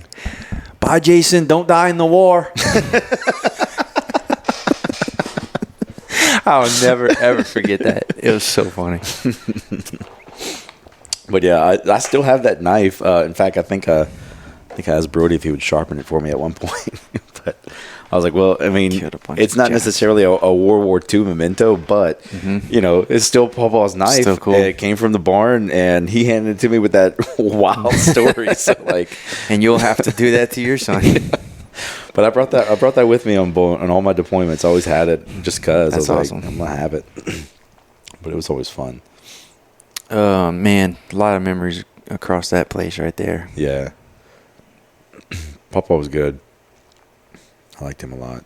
I remember dipping my grits in my hot chocolate for years because he would dip his grits in his coffee. So we go to Hojo. That's new to me. I don't know that one. We'd go to Hojo. We go to church, go to Hojo, and he would just, as far as I remember, he would just get grits and coffee. scoop his grits, dip it in the coffee, and eat it. And I didn't like coffee. I was a kid, so I would do hot chocolate, and I'd do grits and hot chocolate. I remember getting hot chocolate at Hojo. That was like the only time I would get it because it felt like drinking coffee. But yeah, it was, you were one of the men, huh? Place is looking good though. Yeah. Next door is looking awesome. I don't know if you saw that. I saw a little bit. They had like the ground down the tree stumps and all that stuff. That guy's putting a lot of work into that property. That's awesome. Supposed to put maybe a barn and some horses up. Nice. Something like that. Man, I love that. Yeah. I remember when the barn collapsed. I was so sad about that with the hurricane. Mm-hmm. I was like taking pictures. I was know. This is a sad day. That was very sad. All right, what else you got? Any last things you'd like to share? I'll share this. On the business side, I want to say that growing up in this family, I learned a lot of business lessons just in the just being in the vicinity of the market. One of them I learned firsthand when I started my own business, and that is the value of a reputation. And I think ours is generations in the building and being built up. Like, I've never heard one person say, like, we have fun stories of people having bad customer service experiences with people or whatever. But even despite all that, I've never heard any one person be like, no, I hate everybody in that family because of one experience here. Like, nobody, that's not the reputation we have. We have a really fantastic reputation to the extent that I was able to start a business and at least open the door to conversation because of the family that it came from, like immediately. And there's tons of bourgeois around here, but I tell people that are not from here, I'm like, we're a very prolific name. Like, it's like Smith in my town, but you get outside of my town, you never heard of it. So, by the way, I graduated at Houma Christian. There were 23 kids in my graduating class, small private K through 12 school. 3 of us were bourgeois, not related. And then I tell people, I'm like, also, there's a HL Bourgeois high school, not related. Right. Like a whole high school with that. And they're like, really? I'm like, yeah, it's like Smith, my town. But being a bourgeois with the meat market family stood out. And I lived with that privilege. I grew up with that privilege. I kind of knew, because I would see it from time to time, but I really saw the value of it when I went to start my own business and just having that benefit. And with that came the mantle, I think, of don't tarnish it. Like, don't take that name and act a fool. Like, we'll be quick to disown you if you do. It's not, and not that that's even said, but it's almost like it doesn't need to be said. Like, everyone seems to happily take up that mantle, and like, there's an honor in that. And so I think that's one huge lesson that you can't, it's not built overnight. Like, I'm the beneficiary of 4 generations of that, essentially. And I think it's one of the most incredible fortunes I was given at birth, and I can't be more grateful than that for that. And then some other things that I learned just kind of from watching, and these are some of my notes, is that some of the stories I've heard, and obviously this was before my time, but I've heard the stories of my dad having to get let go when the times were tough, and then really through the 80s and 90s, all the regulations that were shutting down all the other mom and pop markets. The thing that I saw that happened kind of from a bigger zoomed out perspective is the USDA, the Department of Agriculture, and Food and Drug Administration, and all the other licensing agencies and everything that, when all the meat lobbies and stuff started taking everything off, every year, what I've heard is that, during that 80s and 90s team, there was a new regulation, a new expansion, a new thing they had to start doing. And it shut almost all the mom and pops, not just here, but nationwide, to where everyone's meat supply had to come through these big, conglomerates and stuff now. But it was the jerky that I think kept the doors open here. I don't know if that's been given the credit it deserves, but everything I've heard is that was the differentiator they needed, that when Uncle Donald started selling the jerky, the cash flow that came from that. Because I remember my dad's story of, like, when he had first started, like, kind of making jerky just for himself to go hunt and kind of give it to friends, like, he had brought it to his dad, and his dad said, no, that you lose too much meat in the process. No one's going to pay that. Like, that's too expensive. Yeah. And, like, I get... And at the time, he was right. It was wild. It was like, who the heck? Yeah, and no one has that kind of money. And I get that perspective, but I also see where, like, my assumption then is that y'all are selling on the pre-cooked weight basis. So people are like, oh, that's expensive, but like it's come full circle, but it stood out enough. And when you have a product that stands out enough, people are like, I'll pay whatever to get that. And it's so good that people will order it online. They'll order a bunch of it. Like I'll give them one for free, and I'm like, I promise you're going to want more. And like I'm not going to always be your supplier, but you can get more. Go to their website, go get more. And I like being able to do that to kind of further the family name. But also I'm introducing them to something that I think is really special that they're not going to get introduced to if I don't get to introduce it to them. But it was that innovation, I think, that really kind of carried that. And I think that there's a really important business lesson there. Like sometimes, when times are hard, it's whatever your innovation is, sometimes you just need that product that's going to provide the cash flow to carry them through it. And what wound up happening, because I remember having a conversation with Uncle Donald years later, and I had asked him, like basically, there was a period of time after all that where things were stagnant, yes, but he said that, every year they would sell, higher in revenue than the year before. Some years their costs were a little higher than others, but they were always growing a little bit, but it wasn't like explosive growth. And I like to think of those as kind of like the stagnant years, but what wound up happening is you started seeing more of these local meat markets start to pop up. And now it's become popular again, and everyone's looking for these local meat markets. And now it's like whatever you got to do to survive that downturn, survive the stagnation period, that boom's going to come back again. So if you can manage to survive, and you might need to find some way to innovate, or you might need to have your core basic principles sound so that you can really survive that kind of downturn and that stagnation. And then things come cyclical, and if you're there ready for that next cycle, you can be well positioned. And now y'all are in a place now where everyone's looking for those local, historic family-owned places, and you've got this great reputation, this great brand that was really just a local meat market for the longest time, and now is like it's really growing into a phenomenal brand that people are starting to finally see. And it took all that consistency over that time. Just a long time of consistency. But the consistency was only able to take root because of the innovation of the jerky that provided the cash flow that they needed to at least continue to keep up with the regulations where everyone else was shutting down. And so I think that's a key. I think there's such an important lesson in that I got to be in a family that kind of is talked about, kind of through legend, not necessarily from the lens of that, but just it's just what we all know.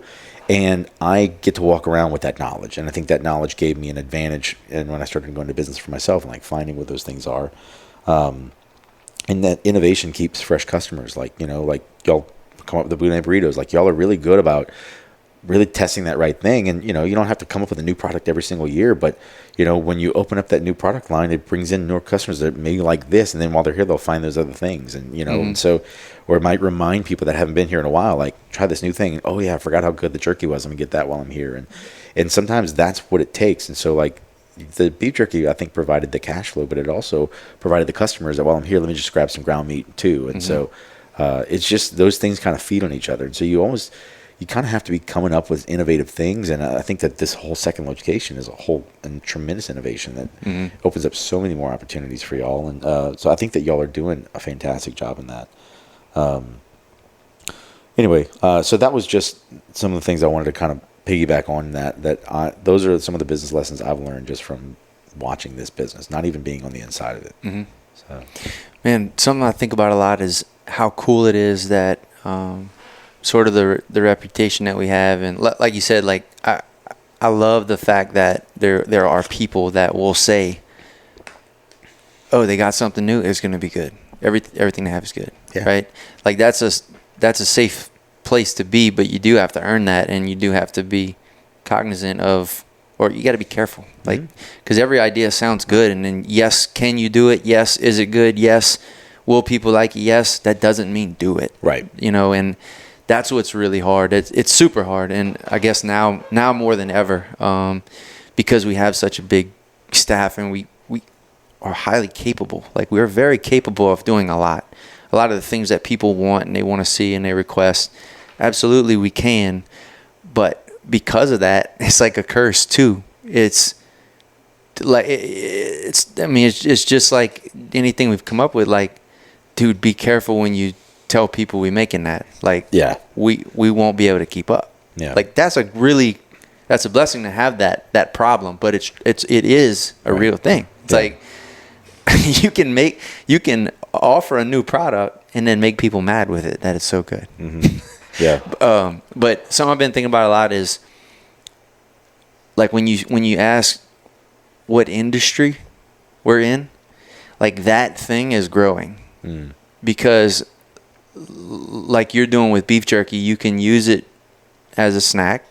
You can use it to impress a friend. You can use it as a gift. Mm-hmm. You can use it to showcase pride of where you're from. It's not just a thing. It's, and it's not just the beef jerky either. It's anything with that white paper. Yeah. Like you can have you can have a link of andouille wrapped in white paper, and that's an acceptable graduation gift, or a Father's Day gift for your father-in-law. And when they see it, they know what it is, and they're excited, and they're like, "Oh crap, is this what I think it is?" Yes. You can't give a cellophane wrapped link of andouille to someone else. You know, like it doesn't work the same. And what makes it okay for us to do it and for it to work that way, I don't exactly know, but I think we know what not to change, and how and where to be careful and how to be careful. And that's all we can do. But that's so cool. Like it's awesome to see the ingenuity of like our customer base. Like it isn't food. Like it isn't food. Like they're using it to build relationships. They're using it to do these cool things. It's awesome. Like it's really cool to see that. And it semi or it was kind of organic, you know? Yeah, like I won't make a jambalaya without y'all andouille in it, because that's my secret ingredient that makes that jambalaya stand out, you know? I can do that same recipe with another andouille, and this is pretty good. But with the y'all andouille, that takes it up that extra notch. Like it really blows it out of the water. I know, and it's like, of course we're spoiled because, our parents have been bringing this stuff home. This is kind of what is home to us. And I do try to be unbiased. I've said this before about like smoked sausage and andouille. I say this: our smoked sausage is the best smoked sausage you'll ever eat, and I say our andouille is the best andouille anyone will ever eat. It's true. That's how I say those so things. Good. Because, and I do believe it that way, because I've had smoked sausages that are great, that I would, without a doubt, if I didn't have access to ours, I would throw it in and I would be proud of it, and I would show it off. I'd show off my gumbo to someone else. But I have not found that with andouille. Dude, I never cook with the andouille without setting some aside to snack on while I'm cooking. Like just by itself. It's a whole thing. It's good. I'm starving, man. This always happens. We start talking about food, and I just get hungry. This happened yesterday. I need to pick up. I'm flying back tomorrow morning, but I'm gonna get another 15 pounds of jerky. I brought my big suitcase. Yeah, I know. I was looking to make sure it's not 5 yet, and some boudin burritos to keep in the freezer. Me and Bo sat down with Michael from Sinclair last night. Oh, nice. Yeah, and that was fun. And this is exactly what happened. By the end, we kept talking food, and by the end, we were all like, "Dude, let's go right now." That's awesome. If you've never been there, I haven't been in a while. I need to go back. Yeah, definitely go. They revamped the place and reopened up. A cool story, very cool story. Nice. Very, very awesome business. All right. Well, good deal, man. What's next for you? That's it, dude. I'm flying back to Dallas tomorrow and getting back on the grind. We got a lot. Have you? Do you have so my buddy Mitch McGee? Yeah. He flies back and forth to Houston. Okay. Often, and he has been for some years. And it's taking a toll on him. Yeah. Like it's starting to be a thing. You know. Yeah. Have you found like a traveling routine yet, or is it still like sort of fun to? For me, it's traveling's always been fun. I've always loved it because I never had to do it. Yeah. Day after day. I really right now where I'm at, I used to take extra time on my trips and try to enjoy myself, but lately my mode has been as quick as possible. So my flight this morning departed Dallas at 6:50. and it departs in New Orleans tomorrow morning at 5:55, and I'll be back in Dallas at 7:30. So I didn't have to cancel anything tomorrow, so I can still do a full day of like my normal planned stuff, as though I didn't travel. And so I kind of compress a trip as much as I can, get in, get out, do what I got to do, move on, and that helps me because I'm only spending one night away, and that I don't know. I'm just kind of in and out now. Mm-hmm. Like I went to a convention a few weeks ago for the franchise in Scottsdale, and I used to pad that a few days in advance, a few days after, and kind of explore Scottsdale. And Scottsdale is a cool place to go. I like it, but literally this time I flew in the day it started, and I flew out very early the next morning, and by like 10:30, I was back in Dallas on Wednesday. I had my full day still, and so I just kind of do that now. It's not that I'm burnt out. I still like to travel. I haven't taken many personal trips. They're always business stuff, so I'm like, let me go do what I got to do. Like I had a few calls I had to make today, like some conference calls I had to be on because we're in my security company. We're changing the software right now. On March 1st, we're going live on it, so we're doing a lot of ramping up for it. So that's kind of taking a little more time than normal right now, but yeah, I mean, even then. But yeah, we're poised for a big year this year. We have been traditionally selling security to apartment complexes in Baton Rouge and Houma over the last 12 years, but we're really starting to try and reposition a little bit and open up the opportunities for other services. So we got with a hotel we're working with now, and we're putting in bids like Gulf Island. We're trying to do some shipyards, like trying to do whatever we can to try and put security guards in other places that we've not historically been pursuing.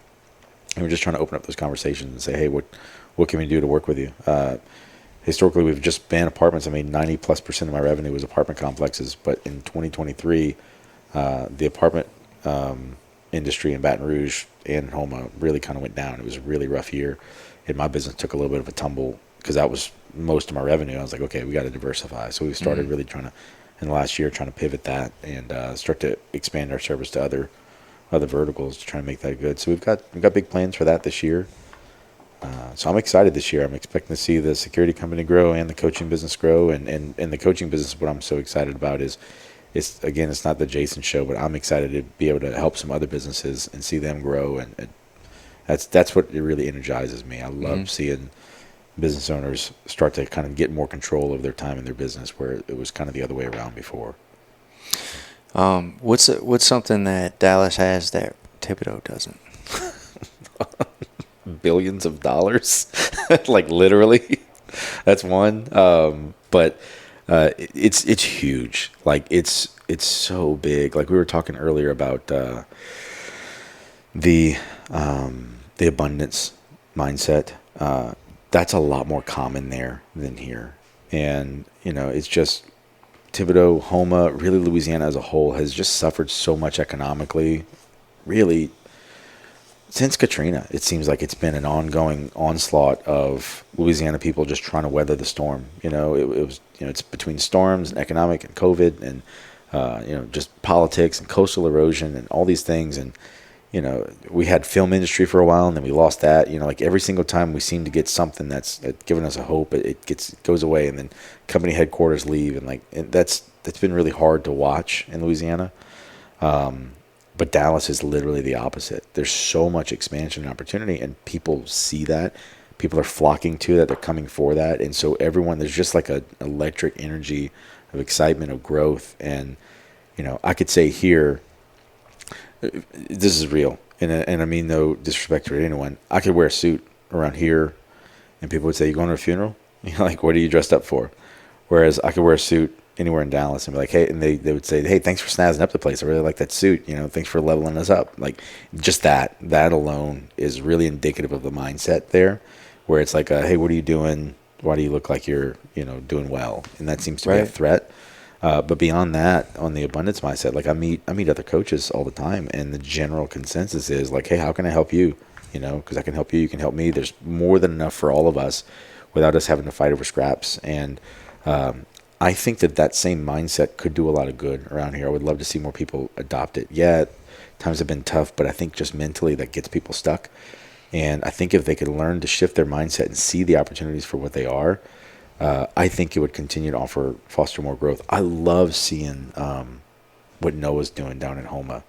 with downtown, dude. Doing a Man, lot. every time I talk to him, I just tell him how excited, because like that's what it takes. It takes people really putting in the work and doing the hard work and fighting for their city and fighting for their downtown. And Homa's been moving in a bad direction. Thibodeau's been catching up the slack that Homa was dropping, honestly. Like, it was weird to see Thibodeau shift as kind of the more economic power down here. Not that it necessarily is, but just seeing that's where more people wanted to go.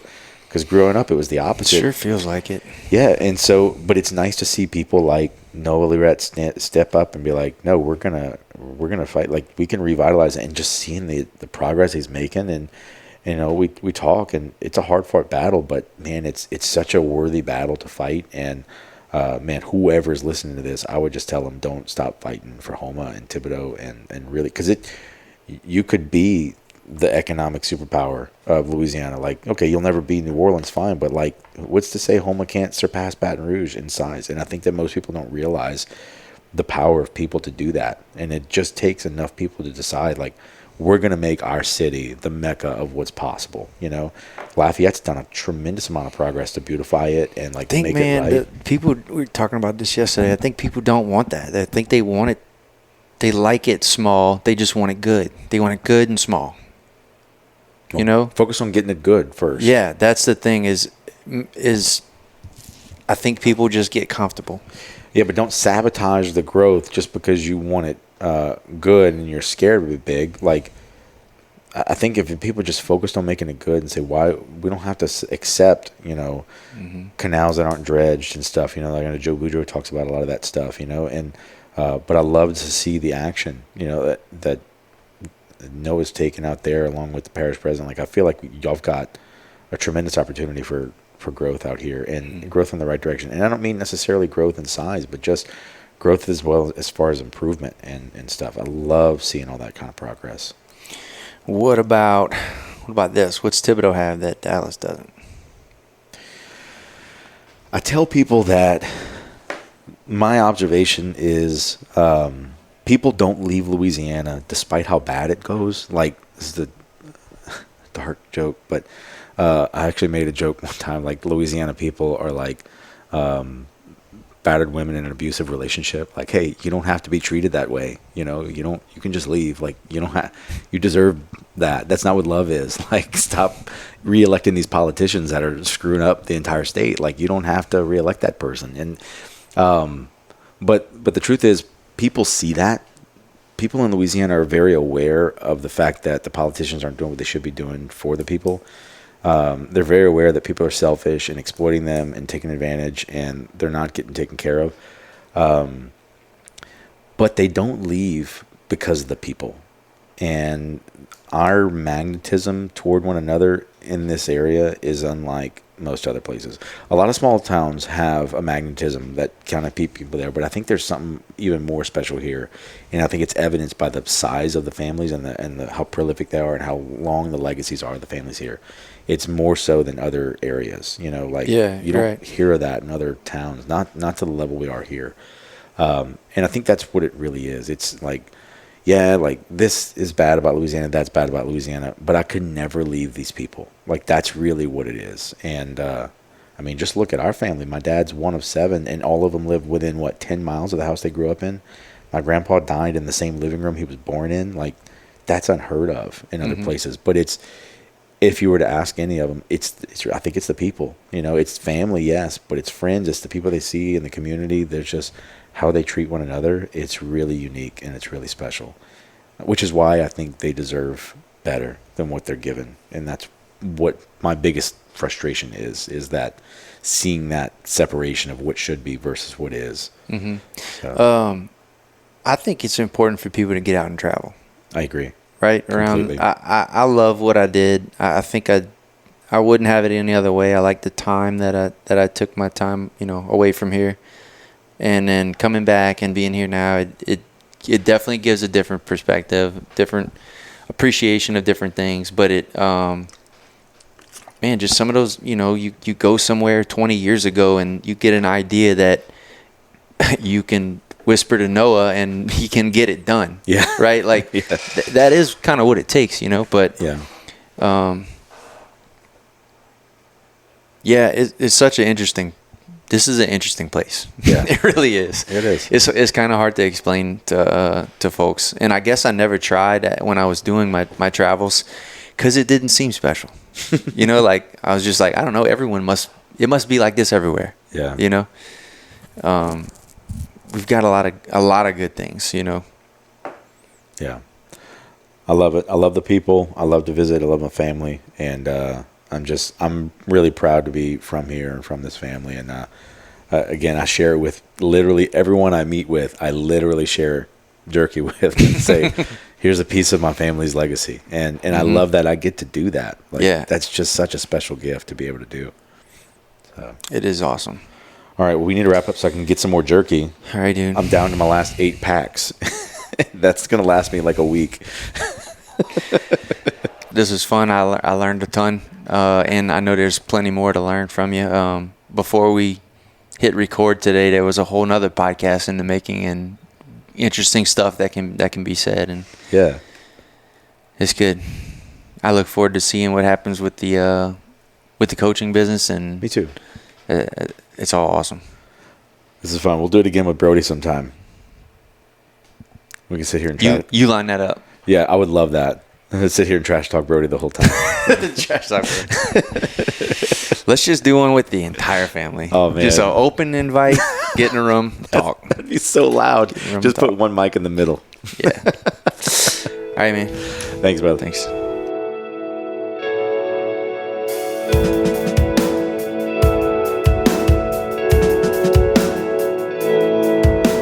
All right, that's it for this episode of the Miracles in Meat podcast. We ask that you share it with at least one person in your life that you think needs to hear it. You know, if you got a little something from it, you got some little goose pimples, or it just gave you some feel goods, you know, send it to someone else. Let them feel that too. And if you loved it, please leave us a 5-star review. That'll really help out. And if you only loved it like 4 stars worth of, please do not leave a review. Same thing with the 1 through 3. Not interested in any of those, only 5 stars. If you have any personal questions or comments about the episode, shoot them over to Bourgeois Meat Market on Facebook or Instagram, and we'll reach back out. And if you have any ideas for any cool future guests, please shoot those over too. We're always interested in hearing who else is out there and what kind of cool stories we might be able to bring into this place. See you next time. Thanks for listening.